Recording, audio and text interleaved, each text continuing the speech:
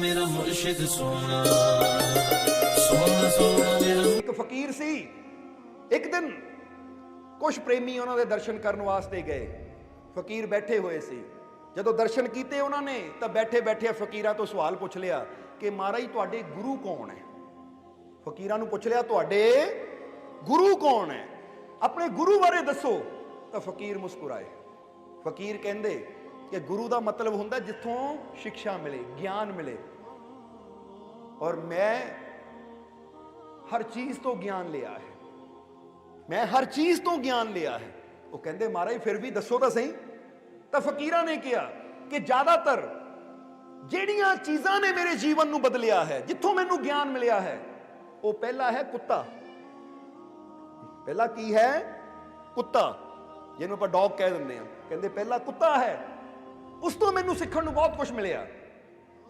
ਔਰ ਫਿਰ ਦੂਸਰਾ ਇੱਕ ਔਰਤ ਹੈ ਜਿਸ ਤੋਂ ਮੈਨੂੰ ਬੜਾ ਗਿਆਨ ਮਿਲਿਆ। ਫਿਰ ਤੀਸਰਾ ਇੱਕ ਬੱਚਾ ਹੈ ਜਿਸ ਨੇ ਮੈਨੂੰ ਬਹੁਤ ਗੁਣਾ ਗਿਆਨ ਦਿੱਤਾ। ਔਰ ਫਿਰ ਚੌਥਾ ਇੱਕ ਚੋਰ ਹੈ ਜਿਸ ਤੋਂ ਮੈਨੂੰ ਗਿਆਨ ਮਿਲਿਆ। ਉਹ ਸਵਾਲ ਕਰਨ ਵਾਲੇ ਪ੍ਰੇਮੀ ਬੜੇ ਹੈਰਾਨ ਰਹਿ ਗਏ ਕਿ ਮਹਾਰਾਜ ਇਹਦਾ ਮਤਲਬ ਕੁੱਤੇ ਤੋਂ ਗਿਆਨ ਮਿਲਿਆ, ਕੁੱਤੇ ਤੋਂ ਗਿਆਨ ਮਿਲਿਆ, ਕੁੱਤਾ ਵੀ ਕਿਸੇ ਨੂੰ ਗਿਆਨ ਦੇ ਸਕਦਾ ਹੈ। ਔਰ ਫਿਰ ਤੁਸੀਂ ਕਹਿੰਦੇ ਇੱਕ ਔਰਤ ਤੋਂ ਗਿਆਨ ਮਿਲਿਆ, ਫਿਰ ਤੁਸੀਂ ਕਹਿੰਦੇ ਹੋ ਤੀਸਰਾ ਮੈਨੂੰ ਇੱਕ ਬੱਚੇ ਤੋਂ ਗਿਆਨ ਮਿਲਿਆ, ਔਰ ਫਿਰ ਤੁਸੀਂ ਕਹਿੰਦੇ ਇੱਕ ਚੋਰ, ਉਹ ਚੋਰ ਜਿਹੜਾ ਦੂਜਿਆਂ ਦੇ ਘਰਾਂ ਨੂੰ ਲੁੱਟਣ ਵਾਲਾ, ਉਹ ਤੋਂ ਵੀ ਗਿਆਨ ਮਿਲ ਸਕਦਾ ਹੈ। ਤਾਂ ਫਕੀਰ ਕਹਿੰਦੇ ਬੇਟਾ ਅਗਰ ਲੈਣ ਵਾਲੀ ਸਮਝ ਹੋਵੇ ਨਾ ਤਾਂ ਤੁਸੀਂ ਦੁਨੀਆ ਦੀ ਹਰ ਚੀਜ਼ ਚੋਂ ਗਿਆਨ ਲੈ ਸਕਦੇ ਹੋ, ਕਿਉਂਕਿ ਹਰ ਚੀਜ਼ ਇਹ ਤਾਂ ਗਿਆਨ ਦਿੰਦੀ ਹੈ।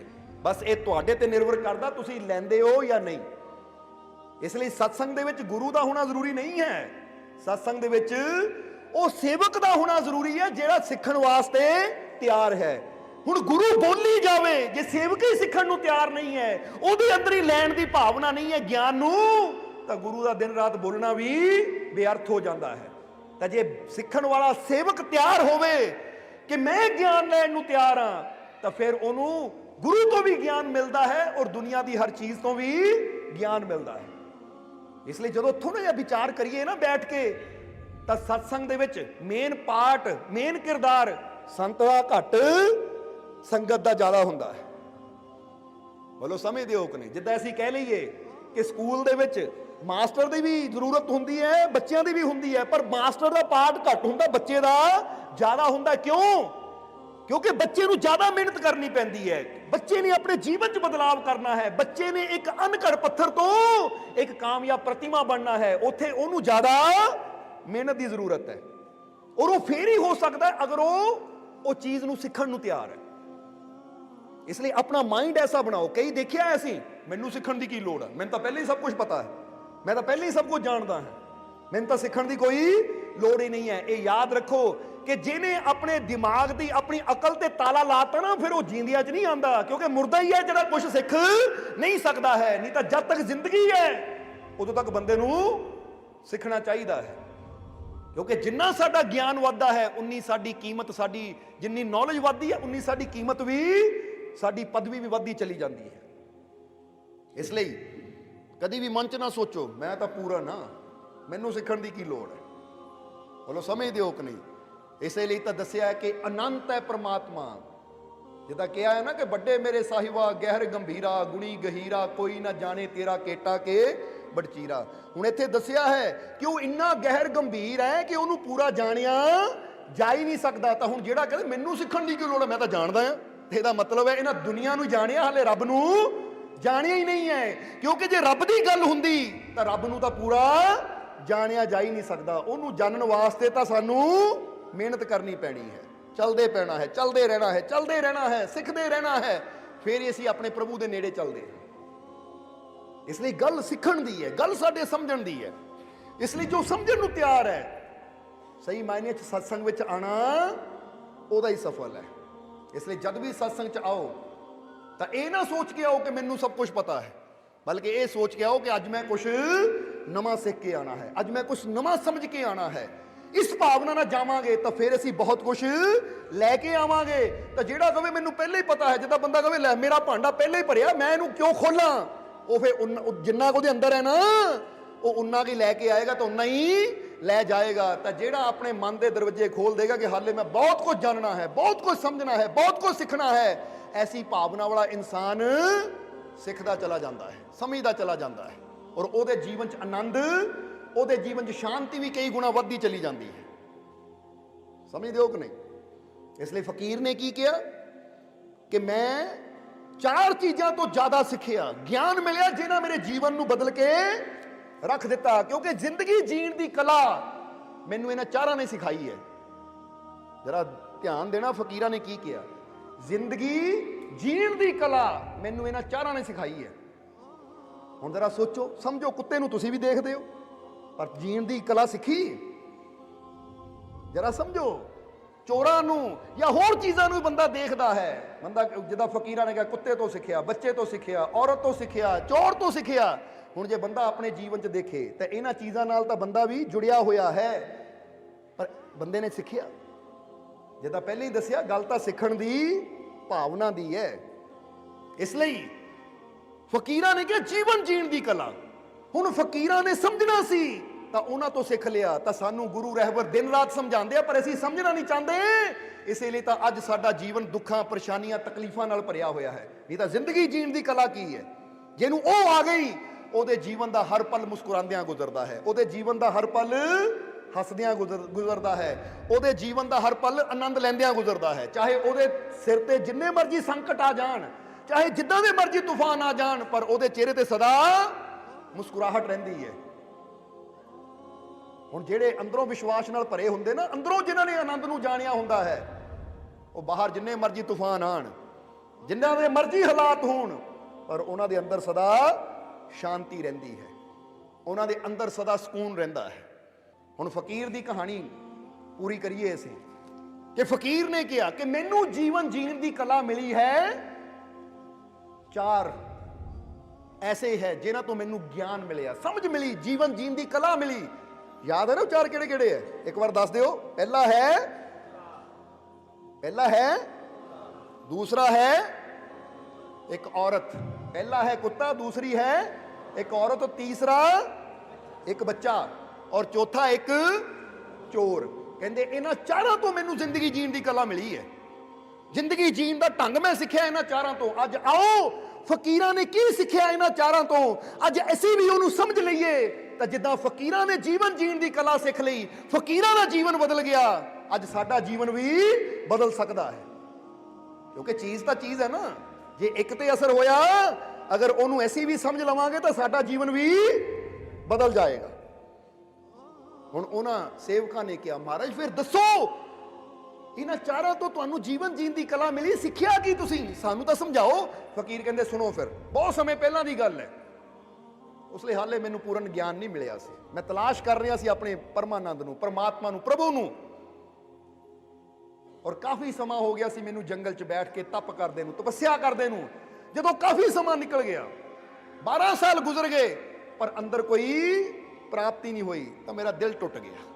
ਮੈਂ ਕਿਹਾ 12 ਸਾਲ ਤੋਂ ਜੰਗਲਾਂ 'ਚ ਧੱਕੇ ਖਾ ਰਿਹਾ ਹਾਂ, ਉਸ ਆਨੰਦ ਨੂੰ ਪਾਉਣ ਦੀ ਖਾਤਰ, ਉਹ ਪ੍ਰਭੂ ਨੂੰ ਪਾਉਣ ਦੀ ਖਾਤਰ, ਹਾਲੇ ਤੱਕ ਉਹ ਪ੍ਰਭੂ ਪਰਮਾਤਮਾ ਮਿਲਿਆ ਨਹੀਂ। ਉਹ ਕਿੱਥੇ 12 ਸਾਲ ਮੈਂ ਇੰਨੇ ਦੁੱਖ ਚੱਲ ਰਿਹਾ, ਹੁਣ ਚਲਾਂ, ਉਹਨਾਂ ਨਹੀਂ ਮਿਲਣਾ। ਇਹ ਸੋਚ ਕੇ ਮੈਂ ਨਿਰਾਸ਼ ਹੋ ਕੇ ਵਾਪਸ ਚੱਲ ਪਿਆ। ਮੈਂ ਨਿਰਾਸ਼ ਹੋ ਕੇ ਵਾਪਸ ਚੱਲ ਪਿਆ। ਹੁਣ ਜਦੋਂ ਵਾਪਸ ਜਾ ਰਿਹਾ ਸੀ ਆਪਣੇ ਨਗਰ ਤੋਂ, ਆਪਣੇ ਘਰ ਤੋਂ ਬਹੁਤ ਦੂਰ, ਮੈਂ ਜੰਗਲ 'ਚ ਆ ਗਿਆ ਸੀ, ਹੁਣ ਵਾਪਸ ਜਾ ਰਿਹਾ ਹਾਂ। ਸਵੇਰ ਸਵੇਰੇ ਮੈਂ ਤੁਰ ਪਿਆ ਵਾਪਸ। ਜਦੋਂ ਤੁਰਿਆ ਵਾਪਸ, ਤਾਂ ਸਭ ਤੋਂ ਪਹਿਲਾਂ ਮੈਂ ਗੁਜ਼ਰਿਆ ਇੱਕ ਐਦਾਂ ਦੇ ਪਿੰਡ 'ਚੋਂ, ਜਿੱਥੇ ਮੈਂ ਕੀ ਦੇਖਿਆ ਕਿ ਇੱਕ ਮਾਲਕ ਆਪਣੇ ਕੁੱਤੇ ਨਾਲ ਖੇਡ ਰਿਹਾ ਹੈ। ਯਾਨੀ ਖੇਡ ਕਿੱਦਾਂ ਰਿਹਾ ਹੈ? ਉਹ ਕੁੱਤੇ ਨੂੰ ਏਦਾਂ ਰੋਟੀ ਪਾਉਂਦਾ, ਕੁੱਤਾ ਜੰਪ ਕਰਕੇ ਰੋਟੀ ਖਾਂਦਾ ਹੈ, ਤਾਂ ਫਿਰ ਆਪਣੇ ਮਾਲਕ ਦੇ ਆਲੇ ਦੁਆਲੇ ਪੂਛ ਹਿਲਾਉਂਦਾ ਘੁੰਮਦਾ ਹੈ, ਕਦੀ ਉਹਦੇ ਪੈਰਾਂ ਨੂੰ ਚੜਦਾ ਹੈ, ਕਦੀ ਉਹਦੇ ਆਲੇ ਦੁਆਲੇ ਚੱਕਰ ਲਾਉਂਦਾ ਹੈ, ਕਦੀ ਲੱਤਾਂ ਨੂੰ ਜੱਫੀ ਪਾਉਂਦਾ ਹੈ। ਜਿੱਦਾਂ ਦੇਖਿਆ ਨਾ ਕਿ ਕੁੱਤੇ ਚੜ ਜਾਂਦੇ ਆ ਮਾਲਕ ਨੂੰ ਕਿ ਚੱਕ ਲਵੇ। ਹੁਣ ਉਹ ਕੁੱਤਾ ਇਦਾਂ ਹੀ ਪਿਆਰ ਕਰ ਰਿਹਾ ਆਪਣੇ ਮਾਲਿਕ ਨਾਲ। ਹੁਣ ਉਹ ਰੋਟੀ ਖਾ ਰਿਹਾ ਹੈ, ਮਾਲਿਕ ਨਾਲ ਪਿਆਰ ਕਰ ਰਿਹਾ ਹੈ। ਜਦੋਂ ਮੈਂ ਇਸ ਤਰ੍ਹਾਂ ਉਹਨੂੰ ਕਰਦੇ ਨੂੰ ਦੇਖਿਆ, ਇੱਕ ਪਲ ਵਾਸਤੇ ਮੈਂ ਰੁਕਿਆ। ਉਹ ਰੁਕ ਕੇ ਮੈਂ ਸੋਚਿਆ, ਇਹ ਕੁੱਤਾ ਇੱਕ ਜਾਨਵਰ ਹੈ ਜਿਹੜਾ ਸਾਨੂੰ ਕੋਈ ਫਾਇਦਾ ਨਹੀਂ ਦਿੰਦਾ। ਫਾਇਦਾ ਦੇਖੀਏ, ਨਾ ਇਹ ਦੁੱਧ ਦਿੰਦਾ ਹੈ, ਨਾ ਇਹ ਤੋਤੇ ਵਾਂਗੂ ਮਿੱਠਾ ਬੋਲਦਾ ਹੈ, ਨਾ ਇਹ ਮੁਰਗੀ ਵਾਂਗੂ ਅੰਡੇ ਦਿੰਦਾ ਹੈ, ਨਾ ਘੋੜੇ ਵਾਂਗੂ ਸਾਡੀ ਸਵਾਰੀ ਦੇ ਕੰਮ ਆਉਂਦਾ ਹੈ, ਨਾ ਬੈਲ ਵਾਂਗੂ ਸਾਡੇ ਖੇਤਾਂ 'ਚ ਕੰਮ ਆਉਂਦਾ ਹੈ, ਔਰ ਨਾ ਹੀ ਸਾਂਢ ਵਾਂਗੂ ਸਾਡਾ ਬੋਝ ਚੱਕਣ ਦੇ ਕਹਿੰਦੇ ਨਾ ਗੱਡੇ ਲੈ ਕੇ ਜਾਣਾ, ਉਹ ਕੰਮ ਨਹੀਂ ਆਉਂਦਾ। ਹੋਰ ਬਾਕੀ ਪਸ਼ੂ ਪੰਛੀ ਉਦੋਂ ਬੰਦਾ ਰੱਖਦਾ ਜਦੋਂ ਉਹਦੇ ਕਿਸੇ ਕੰਮ ਦਾ ਹੋਵੇ। ਇਹ ਕੁੱਤੇ ਨੇ ਇਸ ਮਾਲਿਕ ਦੇ ਦਿਲ 'ਚ ਔਰ ਇਹਦੇ ਘਰ 'ਚ ਜਗ੍ਹਾ ਬਣਾਈ ਹੈ ਕਿਸ ਚੀਜ਼ ਦੇ ਨਾਲ? ਫਿਰ ਕਹਿੰਦੇ ਮੇਰੇ ਮਨ 'ਚ ਆਇਆ ਕਿ ਕੁੱਤੇ ਨੇ ਆਪਣੀ ਵਫਾਦਾਰੀ ਦੇ ਨਾਲ, ਆਪਣੇ ਪ੍ਰੇਮ ਦੇ ਨਾਲ, ਕਿਉਂਕਿ ਮਾਲਿਕ ਦੇ ਪ੍ਰਤੀ ਵਫਾਦਾਰ ਹੈ, ਮਾਲਿਕ ਦੇ ਨਾਲ ਪ੍ਰੇਮ ਕਰਦਾ ਹੈ, ਔਰ ਇਹਦੇ ਪ੍ਰੇਮ ਨੇ ਔਰ ਇਹਦੀ ਵਫਾਦਾਰੀ ਨੇ, ਜੇ ਮਾਲਿਕ ਝਿੜਕਦਾ ਵੀ ਹੈ ਤਾਂ ਵੀ ਆਪਣੇ ਮਾਲਿਕ ਦੇ ਦਰ ਨੂੰ ਛੱਡ ਕੇ ਨਹੀਂ ਜਾਂਦਾ, ਬੈਠਾ ਰਹਿੰਦਾ ਆਪਣੇ ਮਾਲਿਕ ਦੇ ਦਰ ਤੇ। ਵਿਸ਼ਵਾਸ ਹੈ, ਆਪਣੇ ਮਾਲਿਕ ਨਾਲ ਦਿਲੋਂ ਜੁੜਿਆ ਹੋਇਆ ਹੈ। ਔਰ ਜੇ ਇੱਕ ਜਾਨਵਰ ਪ੍ਰੇਮ ਦੇ ਜ਼ਰੀਏ, ਆਪਣੀ ਵਫਾਦਾਰੀ ਦੇ ਜ਼ਰੀਏ ਇਸ ਇਨਸਾਨ ਦੇ ਦਿਲ ਦੇ ਵਿੱਚ ਆਪਣੀ ਜਗ੍ਹਾ ਬਣਾ ਸਕਦਾ ਹੈ, ਇਹਦੇ ਘਰ ਦੇ ਵਿੱਚ ਆਪਣੀ ਜਗ੍ਹਾ ਬਣਾ ਸਕਦਾ ਹੈ, ਤਾਂ ਕੀ ਮੈਂ ਪ੍ਰੇਮ ਦੇ ਨਾਲ, ਆਪਣੀ ਵਫਾਦਾਰੀ ਦੇ ਨਾਲ ਆਪਣੇ ਰੱਬ ਦੇ ਘਰ 'ਚ ਜਗ੍ਹਾ ਨਹੀਂ ਬਣਾ ਸਕਦਾ? ਆਪਣੇ ਰੱਬ ਦੇ ਦਿਲ 'ਚ ਜਗ੍ਹਾ ਨਹੀਂ ਬਣਾ ਸਕਦਾ? ਕਹਿੰਦੇ ਪਹਿਲਾ ਸਬਕ ਉਸ ਲਈ ਮੈਨੂੰ ਮਿਲਿਆ। ਹੁਣ ਤੁਸੀਂ ਵੀ ਜ਼ਰਾ ਸੋਚੋ, ਅੱਜ ਤੁਸੀਂ ਕਹਿੰਦੇ ਹੋ ਉਹ ਮੈਨੂੰ ਲੋਕ ਨਫ਼ਰਤ ਕਰਦੇ ਹੈ, ਉਹ ਲੋਕ ਮੈਨੂੰ ਚੰਗਾ ਨਹੀਂ ਸਮਝਦੇ, ਉਹ ਕੋਈ ਮੈਨੂੰ ਪੁੱਛਦਾ ਨਹੀਂ ਹੈ, ਲੋਕ ਮੈਨੂੰ ਧੱਕੇ ਦਿੰਦੇ ਹੈ, ਤਾਂ ਜ਼ਰਾ ਹੁਣ ਸੋਚ ਕੇ ਦੇਖੋ, ਜੇ ਇੱਕ ਜਾਨਵਰ, ਇੱਕ ਕੁੱਤਾ ਪ੍ਰੇਮ ਦੇ ਨਾਲ ਤੁਹਾਡੇ ਦਿਲਾਂ 'ਚ ਜਗ੍ਹਾ ਬਣਾ ਸਕਦਾ ਹੈ, ਹੁੰਦਾ ਕਿ ਨਹੀਂ?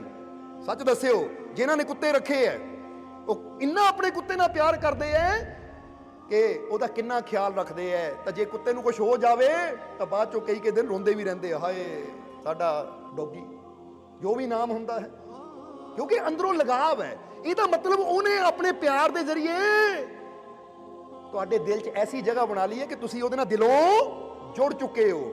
ਤਾਂ ਜੇ ਅੱਜ ਤੁਸੀਂ ਕਹਿੰਦੇ ਹੋ ਉਹ ਲੋਕ ਮੈਨੂੰ ਚੰਗਾ ਨਹੀਂ ਸਮਝਦੇ, ਲੋਕ ਮੇਰੇ ਨਾਲ ਨਫ਼ਰਤ ਕਰਦੇ ਹੈ, ਲੋਕ ਮੈਨੂੰ ਧੱਕੇ ਮਾਰਦੇ ਹੈ, ਤਾਂ ਜਰਾ ਸੋਚ ਕੇ ਦੇਖੋ ਕਿ ਅਗਰ ਲੋਕ ਮੈਨੂੰ ਧੱਕੇ ਮਾਰਦੇ ਆ, ਲੋਕ ਮੇਰੇ ਨਾਲ ਨਫ਼ਰਤ ਕਰਦੇ ਆ, ਤੇ ਇਹਦਾ ਮਤਲਬ ਕਿਤੇ ਨਾ ਕਿਤੇ ਮੇਰੇ ਅੰਦਰ ਵੀ ਨਫ਼ਰਤ ਭਰੀ ਹੋਈ ਹੈ। ਮੇਰੇ ਅੰਦਰ ਵੀ ਅਗਰ ਵੈਰ ਹੈ, ਨਫ਼ਰਤ ਹੈ, ਤਾਂ ਫੇਰ ਹੀ ਮੈਨੂੰ ਅੱਗੇ ਨਫ਼ਰਤ ਮਿਲ ਰਹੀ ਹੈ। ਨਹੀਂ ਤਾਂ ਜੇ ਇੱਕ ਜਾਨਵਰ ਆਪਣੇ ਪ੍ਰੇਮ ਦੇ ਜ਼ਰੀਏ, ਵਫਾਦਾਰੀ ਦੇ ਜ਼ਰੀਏ ਇੱਕ ਇਨਸਾਨ ਦੇ ਦਿਲ 'ਚ ਆਪਣੀ ਜਗ੍ਹਾ ਬਣਾ ਸਕਦਾ, ਤਾਂ ਤੁਸੀਂ ਕਿਉਂ ਨਹੀਂ?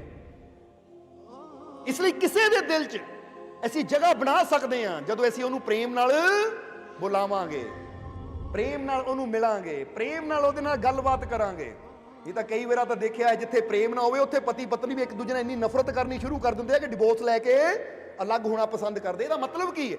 ਤਲਾਕ, ਡਿਵੋਰਸ ਹੁੰਦਾ ਹੀ ਉਦੋਂ ਜਦੋਂ ਅੰਦਰੋਂ ਪ੍ਰੇਮ ਖਤਮ ਹੋ ਜਾਵੇ। ਨਹੀਂ ਤਾਂ ਜਿੱਥੇ ਪ੍ਰੇਮ ਹੈ ਉੱਥੇ ਕੋਈ ਦੂਰ ਹੋਣਾ ਚਾਹੁੰਦਾ ਹੀ ਨਹੀਂ ਹੈ। ਜ਼ਰਾ ਸੋਚ ਕੇ ਦੇਖੋ। ਇਸ ਲਈ ਜਿੱਥੇ ਪ੍ਰੇਮ ਹੈ ਨਾ ਉੱਥੇ ਬੰਦਾ ਕਹਿੰਦਾ ਇੱਕ ਪਲ ਵੀ ਆਪਣੇ ਪਿਆਰੇ ਤੋਂ ਮੈਂ ਦੂਰ ਨਾ ਹੋਵਾਂ, ਇੱਕ ਪਲ ਵੀ ਇਹ ਮੇਰੀਆਂ ਅੱਖਾਂ ਤੋਂ ਪਰੇ ਨਾ ਹੋਵੇ, ਕਿਉਂਕਿ ਮੈਂ ਇਹਨੂੰ ਇੰਨਾ ਪ੍ਰੇਮ ਕਰਦਾ ਮੈਂ ਇਸ ਤੋਂ ਬਿਨਾਂ ਜੀ ਨਹੀਂ ਸਕਦਾ। ਤਾਂ ਜੇ ਇੱਥੇ ਤੱਕ ਨੌਬਤ ਪਹੁੰਚ ਜਾਵੇ ਘਰੋਂ ਕੱਢਣ ਦੀ, ਇੱਕ ਦੂਜੇ ਨੂੰ ਛੱਡਣ ਦੀ, ਤੇ ਇਹਦਾ ਮਤਲਬ ਹੈ ਹੁਣ ਦਿਲਾਂ 'ਚੋਂ ਪ੍ਰੇਮ ਬਿਲਕੁਲ ਖਤਮ ਹੋ ਗਿਆ। ਕਿਉਂਕਿ ਜਿੱਥੇ ਨਫ਼ਰਤ ਆ ਗਈ, ਵੈਰ ਵਿਰੋਧਤਾ ਆ ਗਈ, ਜਿੱਥੇ ਇੱਕ ਦੂਜੇ ਦੀ ਬੁਰਾਈ ਆ ਗਈ, ਤੇਰੇ 'ਚ ਆਹ ਬੁਰਾਈ ਹੈ, ਤੇਰੇ 'ਚ ਆਹ ਕਮੀ ਹੈ, ਉੱਥੇ ਵੀ ਕੋਈ ਵੀ ਰਿਸ਼ਤਾ ਨਿਭਦਾ ਨਹੀਂ ਹੈ, ਉੱਥੇ ਤਾਂ ਵੀ ਰਿਸ਼ਤੇ ਖਤਮ ਹੋ ਜਾਂਦੇ ਹੈ। ਇਸ ਲਈ ਫਕੀਰਾਂ ਨੇ ਦੇਖੋ ਕੁੱਕਰ ਤੋਂ ਕੀ ਸਿੱਖਿਆ, ਔਰ ਇਹ ਗੁਣ ਅਸੀਂ ਵੀ ਸਿੱਖਣਾ ਹੈ। ਅੱਜ ਤੋਂ ਸਿੱਖ ਲਓ ਕਿ ਜੇ ਇੱਕ ਜਾਨਵਰ ਆਪਣੇ ਪਿਆਰ ਦੇ ਜ਼ਰੀਏ ਦੂਜੇ ਦੇ ਦਿਲ 'ਚ ਜਗ੍ਹਾ ਬਣਾ ਸਕਦਾ ਹੈ, ਘਰ 'ਚ ਜਗ੍ਹਾ ਬਣਾ ਸਕਦਾ ਹੈ, ਤਾਂ ਤੁਸੀਂ ਵੀ ਦੁਨੀਆ ਦੇ ਦਿਲਾਂ 'ਚ ਵੀ ਜਗ੍ਹਾ ਬਣਾ ਸਕਦੇ ਹੋ, ਤਾਂ ਆਪਣੇ ਰੱਬ ਦੇ ਦਿਲ 'ਚ ਵੀ ਜਗ੍ਹਾ ਬਣਾ ਸਕਦੇ ਹੋ। ਬਸ ਆਪਣੇ ਮਾਲਿਕ ਦੇ ਪ੍ਰਤੀ ਪ੍ਰੇਮੀ ਬਣ ਜਾਓ, ਵਫਾਦਾਰ ਬਣ ਜਾਓ ਕਿ ਐ ਮਾਲਿਕ ਮੈਂ ਪੂਰਾ ਦਿਲੋਂ ਤੇਰੇ ਨਾਲ ਜੁੜ ਗਿਆ। ਔਰ ਜਿਸ ਤਰ੍ਹਾਂ ਅਸੀਂ ਕਹੀਦਾ ਹੈ कि साथ जब से है तुम्हारा मिल गया, डूबते दिल को किनारा मिल गया, क्या जरूरत अब सहारों की मुझे जब मुझे तेरा सहारा मिल गया। कि हुण तेरा सहारा मिल गया, सब कुछ मिल गया, विश्वास है मैनू, हो गया मैं तेरा, हुण मैनू होर सहारियां दी लोड़ नहीं है, हुण होर मैनू चिंता नहीं है कोई भी। इस तरह दिल च जगह बना ली है अपने मालिक दे, और वो हो सकती है प्रेम दे नाल, विश्वास दे नाल कि हो गया मैं तेरा। फकीर कहंदे ਇਹ ਚੀਜ਼ मैं सिक्खी कुकर तो कि किदां प्यार दे नाल, वफादारी दे नाल दूजियां दे दिलां च जगह बनाई जाती है। हुण तुसीं भी एक दूजे दे प्रति वफादार रहो तो दूजियां दिलां च तुहाडी जगह बनदी चली जाएगी। तो जे असीं किसी नाल हेरा फेरी करदे हां, किसी नूं धोखा दिंदे हां, तां फिर आप सोचो की नतीजा हुंदा है। ਹੁਣ ਤੁਹਾਨੂੰ ਪਤਾ ਲੱਗ ਜਾਵੇ, ਫਰਜ਼ ਕਰੋ ਤੁਸੀਂ ਦੁਕਾਨਦਾਰ ਹੋ, ਤੁਸੀਂ ਫੈਮਿਲੀ ਦੇ ਮੈਂਬਰ ਹੋ, ਤੁਹਾਨੂੰ ਪਤਾ ਲੱਗ ਜਾਏ ਮੇਰਾ ਭਰਾ ਮੇਰੇ ਨਾਲ ਧੋਖਾ ਕਰ ਰਿਹਾ ਹੈ, ਇਹਨੂੰ ਇੰਨੇ ਪੈਸੇ ਦਿੱਤੇ ਸੀ ਉਹ ਤੋਂ ਇੰਨੇ ਖਾ ਗਿਆ, ਜਾਂ ਮੇਰੇ ਨਾਲ ਇੱਥੇ ਇਹਨਾਂ ਹੇਰਾਫੇਰੀ ਕੀਤੀ, ਤਾਂ ਮੁੜ ਕੇ ਉਹਦੇ ਨਾਲ ਰਿਸ਼ਤਾ ਉਹ ਬਣ ਹੀ ਨਹੀਂ ਪਾਉਂਦਾ। ਬੇਵਫਾਈ ਕਰਕੇ ਜਾਂ ਦਗੇਬਾਜ਼ੀ ਕਰਕੇ ਅਸੀਂ ਦੂਜਿਆਂ ਦੇ ਦਿਲਾਂ 'ਚੋਂ ਆਪਣੀ ਜਗ੍ਹਾ ਨੂੰ ਖਤਮ ਕਰ ਦਿੰਦੇ ਹਾਂ। ਦੂਜਿਆਂ ਦੇ ਦਿਲਾਂ 'ਚ ਪਿਆਰ ਦੀ ਜਗ੍ਹਾ ਨਫ਼ਰਤ ਪੈਦਾ ਕਰ ਦਿੰਦੇ ਹਾਂ, ਔਰ ਜਿੱਥੇ ਨਫ਼ਰਤ ਆ ਗਈ ਉੱਥੇ ਤੁਹਾਨੂੰ ਦੱਸਿਆ ਕੋਈ ਰਿਸ਼ਤਾ ਚੱਲ ਹੀ ਨਹੀਂ ਸਕਦਾ, ਚਾਹੇ ਬਾਪ ਬੇਟੇ ਦਾ ਹੋਵੇ, ਪਤੀ ਪਤਨੀ ਦਾ ਹੋਵੇ, ਭਰਾ ਭਰਾ ਦਾ ਹੋਵੇ, ਕੋਈ ਵੀ ਰਿਸ਼ਤਾ ਹੋਵੇ, ਦੋਸਤ ਦੋਸਤ ਦਾ ਹੋਵੇ, ਉਹ ਵੀ ਖਤਮ ਹੋ ਜਾਂਦਾ ਜਦੋਂ ਅੰਦਰ ਬੇਵਫਾਈ ਆ ਗਈ। ਇਸ ਲਈ ਅਗਰ ਰਿਸ਼ਤਿਆਂ 'ਚ ਪਿਆਰ ਚਾਹੁੰਦੇ ਆ, ਅਗਰ ਚਾਹੇ ਪਤੀ ਪਤਨੀ ਦਾ ਹੈ, ਭਰਾ ਭਰਾ ਦਾ ਹੈ, ਬਾਪ ਬੇਟੇ ਦਾ, ਕੋਈ ਵੀ ਰਿਸ਼ਤਾ ਹੈ, ਅਗਰ ਚਾਹੁੰਦੇ ਤਾਂ ਉਹ 'ਚ ਵਫਾਦਾਰੀ ਔਰ ਪ੍ਰੇਮ ਸਾਨੂੰ ਸ਼ਾਮਿਲ ਕਰਨਾ ਪਏਗਾ। ਸਮਝਦੇ ਹੋ ਕਿ ਨਹੀਂ? ਜਿੱਥੇ ਪਿਆਰ ਔਰ ਵਫਾ ਆ ਗਈ ਉੱਥੇ ਵੀ ਉਹ ਰਿਸ਼ਤੇ ਸਾਰੀ ਜ਼ਿੰਦਗੀ ਐਦਾਂ ਚੱਲਦੇ ਹੈ ਕਿ ਫਿਰ ਕਦੀ ਉਹਨਾਂ 'ਚ ਫਿਰ ਝਗੜਾ ਨਹੀਂ ਹੁੰਦਾ, ਕਦੀ ਉਹਨਾਂ 'ਚ ਫਿਰ ਲੜਾਈ ਨਹੀਂ ਹੁੰਦੀ, ਬਲਕਿ ਉੱਥੇ ਸ਼ਾਂਤੀ ਦੇ ਨਾਲ, ਪਿਆਰ ਦੇ ਨਾਲ, ਹੱਸਦੇ ਮੁਸਕਰਾਉਂਦਿਆਂ ਜ਼ਿੰਦਗੀ ਗੁਜ਼ਰ ਜਾਂਦੀ ਹੈ। ਇਸ ਲਈ ਸਮਝਣਾ, ਫਕੀਰ ਕਹਿੰਦੇ ਪਹਿਲੀ ਚੀਜ਼ ਮੈਂ ਸਿੱਖੀ ਕੁੱਤੇ ਤੋਂ, ਮੈਂ ਹੱਥ ਜੋੜ ਕੇ ਦੂਰੋਂ ਹੀ ਕੁੱਤੇ ਨੂੰ ਸਿਰ ਝੁਕਾ ਦਿੱਤਾ ਕਿ ਵਾਕਈ ਤੇਤੋਂ ਮੈਨੂੰ ਬੜਾ ਗਿਆਨ ਮਿਲਿਆ, ਵਫਾਦਾਰੀ ਦਾ ਗਿਆਨ ਕਿ ਆਪਣੇ ਮਾਲਿਕ ਦੇ ਪ੍ਰਤੀ ਵਫਾਦਾਰ ਰਹਿਣਾ ਹੈ, ਪ੍ਰੇਮ ਦਾ ਗਿਆਨ ਕਿ ਆਪਣੇ ਮਾਲਿਕ ਨਾਲ ਦਿਲੋਂ ਪ੍ਰੇਮ ਕਰਨਾ ਹੈ। ਔਰ ਜਿਸ ਤਰ੍ਹਾਂ ਅੱਜ ਇਹ ਕੁੱਤਾ ਆਪਣੇ ਮਾਲਿਕ ਦੇ ਦਿਲ 'ਚ ਜਗ੍ਹਾ ਬਣਾ ਕੇ ਬੈਠਾ ਹੈ, ਉਹ ਇਹਨੂੰ ਇੰਨਾ ਪਿਆਰ ਕਰਦਾ ਹੈ, ਮੈਂ ਵੀ ਇੰਨਾ ਪ੍ਰੇਮ ਕਰਨਾ ਹੈ ਕਿ ਮੇਰੇ ਮਾਲਿਕ ਦੇ ਦਿਲ 'ਚ ਵੀ ਮੇਰੀ ਜਗ੍ਹਾ ਜ਼ਰੂਰ ਬਣੇਗੀ। ਕਹਿੰਦਾ ਬਸ ਇਹ ਸੋਚ ਕੇ ਮੈਂ ਮਨ 'ਚ ਸੋਚ ਲਿਆ ਕਿ ਹੁਣ ਵਾਪਸ ਚਲਾਂ, ਪਰ ਫਿਰ ਮਨ 'ਚ ਆਇਆ ਕਿ ਇੱਕ ਪਿੰਡ ਦਾ ਹੀ ਚੱਕਰ ਲਾ ਲਈਏ। ਵਾਪਸ ਜਾਣ ਨੂੰ ਤੁਰਿਆ ਸੀ ਕਿ 12 ਸਾਲ ਹੋ ਗਏ ਭਗਤੀ ਕਰਦੇ ਨੂੰ, ਛੱਡ ਦਿੱਤਾ ਮੈਂ ਨਹੀਂ ਕਰਨੀ ਭਗਤੀ, ਇੰਨੇ ਸਾਲ ਹੋ ਗਏ ਮਿਲਿਆ ਹੀ ਨਹੀਂ, ਵਾਪਸ ਚਲਾ ਮੈਂ। ਪਰ ਹੁਣ ਸੋਚਿਆ ਜੇ ਨਗਰ ਤੱਕ ਆ ਗਿਆ ਹਾਂ, ਤਾਂ ਜੇ ਨਗਰ 'ਚ ਆਂਦਿਆਂ ਹੀ ਕੁੱਤੇ ਤੋਂ ਗਿਆਨ ਮਿਲਿਆ ਹੈ, ਤਾਂ ਸ਼ਾਇਦ ਇਸ ਨਗਰ 'ਚ ਹੋਰ ਵੀ ਮੈਨੂੰ ਗਿਆਨ ਮਿਲ ਜਾਵੇ, ਇੱਕ ਚੱਕਰ ਹੋਰ ਲਾ ਲਵਾਂ। ਕਹਿੰਦੇ ਫਿਰ ਮੈਂ ਅੱਗੇ ਤੁਰ ਪਿਆ, ਅੱਗੇ ਤੁਰਿਆ ਜਾ ਰਿਹਾ ਹਾਂ ਅੱਗੇ, ਤਾਂ ਮੈਂ ਕੀ ਦੇਖਿਆ? ਇੱਕ ਔਰਤ ਬਦ ਹਵਾਸ, ਕੱਪੜੇ ਉਹਦੇ ਅਸਤ ਵਿਅਸਤ ਹੈ, ਦੌੜੀ ਜਾ ਰਹੀ ਹੈ। ਮੈਂ ਉਹਨੂੰ ਰੋਕ ਕੇ ਕਿਹਾ, ਐ ਬੀਬੀ ਰੁਕ, ਤੈਨੂੰ ਸ਼ਰਮ ਨਹੀਂ ਆਉਂਦੀ? ਤੇਰੇ ਕੱਪੜੇ ਅਸਤ ਵਿਅਸਤ ਹੈ, ਤੂੰ ਬੁਰਕਾ ਨਹੀਂ ਪਾਇਆ, ਕਿਉਂਕਿ ਇਸਲਾਮ ਵਿੱਚ ਬੁਰਕਾ ਪਾਇਆ ਜਾਂਦਾ ਹੈ। ਤੇਰਾ ਬੁਰਕਾ ਕਿੱਥੇ ਹੈ? ਇਦਾਂ ਘਰੋਂ ਨਿਕਲਦੀ ਹੈ ਤੂੰ, ਸਿਰ ਤੇ ਚੁੰਨੀ ਨਹੀਂ ਹੈ, ਕਿੱਥੇ ਜਾ ਰਹੀ ਹੈ ਤੂੰ? ਤਾਂ ਔਰਤ ਰੁਕੀ ਔਰ ਉਹਨੇ ਮੇਰੀ ਤਰਫ ਦੇਖ ਕੇ ਕਿਹਾ, ਤੂੰ ਕੌਣ ਹੈ? ਉਹ ਕਹਿੰਦਾ ਮੈਂ ਰੱਬ ਦਾ ਫਕੀਰ ਹਾਂ। ਤਾਂ ਔਰਤ ਹੱਸ ਕੇ ਕਹਿਣ ਲੱਗੀ, ਤੂੰ ਰੱਬ ਦਾ ਫਕੀਰ ਹੈ? ਉਹ ਕਹਿੰਦਾ ਹਾਂ, ਪਰ ਤੂੰ ਦੱਸ, ਤੂੰ ਬੁਰਕਾ ਕਿਉਂ ਨਹੀਂ ਪਾਇਆ? ਤੇਰੇ ਸਿਰ ਤੇ ਚੁੰਨੀ ਕਿਉਂ ਨਹੀਂ ਹੈ? ਕਿੱਧਰ ਦੌੜੀ ਜਾ ਰਹੀ ਆ? ਤਾਂ ਔਰਤ ਨੇ ਕਿਹਾ, ਦੇਖ ਮੇਰਾ ਪਤੀ ਜਿੰਨਾ ਮੈਂ ਬੜਾ ਪ੍ਰੇਮ ਕਰਦੀ ਆ, ਮੈਨੂੰ ਹੁਣੇ ਹੀ ਪਤਾ ਲੱਗਾ, ਉਹ ਕੰਮ ਤੇ ਗਿਆ ਸੀ, ਉਹਦੇ ਚੋਟ ਲੱਗ ਗਈ ਹੈ, ਉਹਦੇ ਸੱਟ ਲੱਗ ਗਈ ਹੈ, ਖੂਨ ਵਗ ਰਿਹਾ ਹੈ। ਜਦੋਂ ਮੈਂ ਸੁਣੀ ਉਹਦੀ ਖਬਰ, ਮੇਰਾ ਇੰਨਾ ਪਿਆਰ ਹੈ ਆਪਣੇ ਪਤੀ ਨਾਲ, ਮੈਨੂੰ ਦੁਪੱਟਾ ਚੱਕਣਾ ਹੀ ਭੁੱਲ ਗਿਆ, ਮੈਂ ਉੱਦੇ ਹੀ ਦੌੜ ਪਈ। ਮੇਰਾ ਧਿਆਨ ਮੇਰੇ ਪਤੀ 'ਚ ਸੀ ਕਿ ਮੇਰਾ ਪਤੀ ਸਲਾਮਤ ਹੋਵੇ, ਮੇਰਾ ਸੁਆਮੀ, ਮੇਰਾ ਮਾਲਿਕ, ਮੇਰਾ ਕਰਤਾ ਧਰਤਾ, ਜੋ ਮੈਨੂੰ ਸਾਰੀਆਂ ਖੁਸ਼ੀਆਂ ਦੇਣ ਵਾਲਾ ਮੇਰਾ ਪਤੀ ਹੈ, ਉਹ ਸਲਾਮਤ ਹੋਵੇ। ਉਹਦੀ ਚਿੰਤਾ 'ਚ ਮੈਨੂੰ ਆਪਣੀ ਚੁੰਨੀ ਭੁੱਲ ਗਈ। ਇਹ ਤਾਂ ਹੁਣ ਤੂੰ ਕਿਹਾ ਤਾਂ ਮੈਨੂੰ ਯਾਦ ਆਇਆ ਕਿ ਮੇਰੇ ਸਿਰ ਤੇ ਚੁੰਨੀ ਨਹੀਂ ਹੈ। ਉਹਦੇ ਨਾਲ ਮੈਂ ਇੰਨਾ ਪ੍ਰੇਮ ਕਰਦੀ ਆ, ਮੈਨੂੰ ਯਾਦ ਨਹੀਂ ਰਿਹਾ ਕਿ ਚੁੰਨੀ ਹੈ ਜਾਂ ਨਹੀਂ। ਮੈਂ ਤਾਂ ਦੌੜੀ ਉਹਨੂੰ ਦੇਖਣ ਵਾਸਤੇ, ਉਹਦੇ ਨਾਲ ਇੰਨਾ ਪਿਆਰ ਹੈ ਕਿ ਮੈਨੂੰ ਆਪਣੇ ਕੱਪੜੇ ਯਾਦ ਨਹੀਂ ਰਹੇ। ਪਰ ਤੂੰ ਆਪਣੇ ਆਪ ਨੂੰ ਫਕੀਰ ਕਹਿੰਦਾ ਹੈ, ਉਹ ਤੂੰ ਫਕੀਰ ਕਹਿਲਾਉਣ ਦੇ ਲਾਇਕ ਹੀ ਨਹੀਂ ਹੈ, ਕਿਉਂਕਿ ਫਕੀਰ ਹੁੰਦੇ ਆ ਰੱਬ ਦੇ ਆਸ਼ਿਕ, ਔਰ ਜਿਹੜੇ ਰੱਬ ਦੇ ਆਸ਼ਿਕ ਹੁੰਦੇ ਆ ਉਹਨਾਂ ਦਾ ਧਿਆਨ ਤਾਂ ਇੰਨਾ ਰੱਬ ਵੱਲ ਹੁੰਦਾ, ਉਹਨਾਂ ਨੂੰ ਕਿਸੇ ਦੇ ਕੱਪੜਿਆਂ ਵੱਲ ਧਿਆਨ ਜਾਂਦਾ ਹੀ ਨਹੀਂ ਹੈ, ਉਹ ਕਿਸੇ ਦਾ ਕੱਪੜਾ ਦੇਖਦੇ ਹੀ ਨਹੀਂ ਹੈ। ਉਹਨਾਂ ਮੋਰੇ ਕੋਈ ਜੈਸਾ ਮਰਜ਼ੀ ਹੋਵੇ, ਉਹਨੂੰ ਕੱਪੜੇ ਨਾਲ ਫਰਕ ਹੀ ਕੋਈ ਨਹੀਂ ਪੈਂਦਾ, ਕਿਉਂਕਿ ਉਹਨਾਂ ਦੀ ਸੁਰਤੀ ਤਾਂ ਹਰ ਵੇਲੇ ਆਪਣੇ ਮਾਲਿਕ ਦੀ ਤਰਫ ਰਹਿੰਦੀ ਹੈ। ਓਏ ਤੂੰ ਕਾਹਦਾ ਰੱਬ ਦਾ ਪਿਆਰਾ, ਤੂੰ ਮੈਨੂੰ ਦੇਖ ਰਿਹਾ ਹੈ? ਆਸ਼ਿਕ ਦੀ ਨਜ਼ਰ ਤਾਂ ਹਮੇਸ਼ਾ ਆਪਣੇ ਮਹਿਬੂਬ ਤੇ ਹੁੰਦੀ ਹੈ, ਫੇਰ ਹੁੰਦਾ ਸੱਚਾ ਆਸ਼ਿਕ। ਹਾਲੇ ਤੱਕ ਤੇਰੀ ਨਜ਼ਰ ਸਾਡੇ ਕੱਪੜਿਆਂ ਤੇ ਹੈ, ਕਿਹੜਾ ਕਿੱਦਾਂ ਦੇ ਕੱਪੜੇ ਪਾ ਰਿਹਾ, ਇਹਦਾ ਮਤਲਬ ਹਾਲੇ ਤੇਰੀ ਤਵੱਜੋ ਦੁਨੀਆ ਵੱਲ ਹੈ, ਹਾਲੇ ਤੇਰੀ ਤਾਰ ਇਸ਼ਕ ਦੀ ਉਹ ਖੁਦਾ ਨਾਲ ਨਹੀਂ ਜੁੜੀ। ਜੇ ਉਹਦੇ ਨਾਲ ਜੁੜੀ ਹੁੰਦੀ ਤਾਂ ਤੈਨੂੰ ਮੇਰੇ ਕੱਪੜੇ ਨਜ਼ਰ ਨਹੀਂ ਆਣੇ ਸੀ, ਤੈਨੂੰ ਮੇਰੇ ਅੰਦਰ ਬੈਠਾ ਮੇਰਾ ਰੱਬ ਨਜ਼ਰ ਆਣਾ ਸੀ। ਬੜਾ ਗੌਰ ਕਰੋ, ਇਹ ਤਾਂ ਕਈ ਜਗ੍ਹਾ ਕੱਪੜੇ ਹੀ ਦੇਖੇ ਜਾਂਦੇ ਐ। ਇਹ ਬੰਦੇ ਦਾ ਪਹਿਰਾਵਾ ਕੀ ਹੈ? ਅਗਰ ਪਹਿਰਾਵਾ ਇਦਾਂ ਦਾ ਤਾਂ ਇਹ ਗੁਰੂ ਵਾਲਾ ਹੈ। ਇਹ ਪ੍ਰਮਾਤਮਾ ਦਾ ਪਿਆਰਾ ਹੈ ਤਾਂ ਇਹਦਾ ਪਹਿਰਾਵਾ ਕੁਝ ਹੋਰ ਹੈ ਤਾਂ ਇਹ ਭਾਈ ਦੁਨੀਆਦਾਰ ਹੈ। ਕਈ ਵਾਰ ਪਹਿਰਾਵੇ ਨਾਲ ਹੀ ਅਸੀਂ ਜੋੜ ਦਿੰਦੇ ਨਾ, ਕਿਸੇ ਰੰਗ ਦੇ ਕੱਪੜੇ ਪਾ ਲੇ ਇਹ ਭਗਤ ਹੈ, ਜੇ ਕਿਸੇ ਹੋਰ ਰੰਗ ਦੇ ਕੱਪੜੇ ਪਾ ਲੇ ਤਾਂ ਇਹ ਸੰਸਾਰੀ ਹੈ। ਪਰ ਜਦੋਂ ਅੱਖ ਇਨਸਾਨ ਦੀ ਜੁੜ ਜਾਂਦੀ ਹੈ, ਯਾਨੀ ਇਹ ਸੁਰਤੀ ਜੁੜ ਜਾਂਦੀ ਪ੍ਰਮਾਤਮਾ ਨਾਲ, ਅੱਖ ਇਨਸਾਨ ਦੀ ਉਹ ਖੁੱਲ ਜਾਂਦੀ ਹੈ ਗਿਆਨ ਦੀ, ਤਾਂ ਫਿਰ ਇਨਸਾਨ ਨੂੰ ਕੱਪੜਿਆਂ ਨਾਲ ਫਰਕ ਨਹੀਂ ਪੈਂਦਾ। ਬੰਦਾ ਕਹਿੰਦਾ ਹੁਣ ਮੈਨੂੰ ਕੱਪੜੇ ਨਹੀਂ, ਮੈਨੂੰ ਤਾਂ ਅੰਦਰ ਸਭ ਦੇ ਬੈਠਾ ਉਹ ਮਾਲਿਕ ਦਾ ਨੂਰ ਹੀ ਨਜ਼ਰ ਆਉਂਦਾ ਹੈ, ਕਿਉਂਕਿ ਉਹਦੇ ਆਸ਼ਿਕਾਂ ਨੂੰ ਤਾਂ ਹਰ ਜਗ੍ਹਾ ਉਹੀ ਨਜ਼ਰ ਆਉਂਦਾ ਹੈ। ਤਾਂ ਹੀ ਕਹਿੰਦੇ ਹਰ ਆਨ ਮੇਂ, ਹਰ ਬਾਤ ਮੇਂ, ਹਰ ਢੰਗ ਮੇਂ ਪਹਿਚਾਨ, ਆशिक है तो दिलवर को हर एक रंग में पहचान। कि ਜਿਹੜੇ ਸੱਚੇ ਆਸ਼ਿਕ ਹੁੰਦੇ ਆਪਣੇ ਦਿਲਵਰ ਨੂੰ ਹਰ ਇੱਕ ਰੰਗ ਚੋਂ ਪਹਿਚਾਨ ਲੈਂਦੇ ਹੈ। ਇਹ ਤਾਂ ਕਈ ਕੱਪੜੇ ਤੇ ਜ਼ਿਆਦਾ ਜ਼ੋਰ ਦਿੰਦੇ ਆ, ਬਾਹਰਲੀ ਵੇਸ਼-ਭੂਸ਼ਾ ਤੇ ਹੀ ਜ਼ਿਆਦਾ ਜ਼ੋਰ ਦਿੰਦੇ ਆ। ਇਹ ਗੱਲ ਦੱਸੋ ਸਾਨੂੰ ਕਿ ਪਰਮਾਤਮਾ ਤੱਕ ਜਦੋਂ ਜਾਣਾ ਤੁਹਾਡੇ ਸਰੀਰ ਨੇ ਜਾਣਾ ਜਾਂ ਤੁਹਾਡੀ ਸੁਰਤੀ ਨੇ ਜਾਣਾ, ਤੁਹਾਡੀ ਆਤਮਾ ਨੇ ਜਾਣਾ? ਜਵਾਬ ਦੇ ਦਿਓ। ਸਰੀਰ ਇੱਥੇ ਮਿਲਿਆ ਤਾਂ ਸਰੀਰ ਇੱਥੇ ਹੀ ਰਹਿ ਜਾਣਾ ਹੈ, ਤੇ ਜੇ ਸਰੀਰ ਇੱਥੇ ਮਿਲਿਆ ਇੱਥੇ ਹੀ ਰਹਿ ਜਾਣਾ ਤਾਂ ਕੀ ਫਰਕ ਪੈਂਦਾ ਕਿ ਤੁਹਾਡੇ ਸਰੀਰ ਤੇ ਕੱਪੜੇ ਕੈਸੇ ਹੈ, ਤੁਹਾਡਾ ਪਹਿਰਾਵਾ ਕੀ ਹੈ?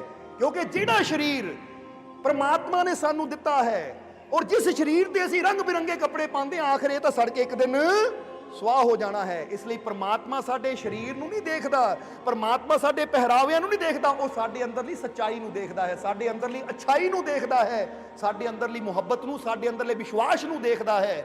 ਇਹ ਦੇਖਦਾ ਕਿ ਸਾਡੀ ਸੁਰਤੀ ਕਿੱਧਰ ਹੈ।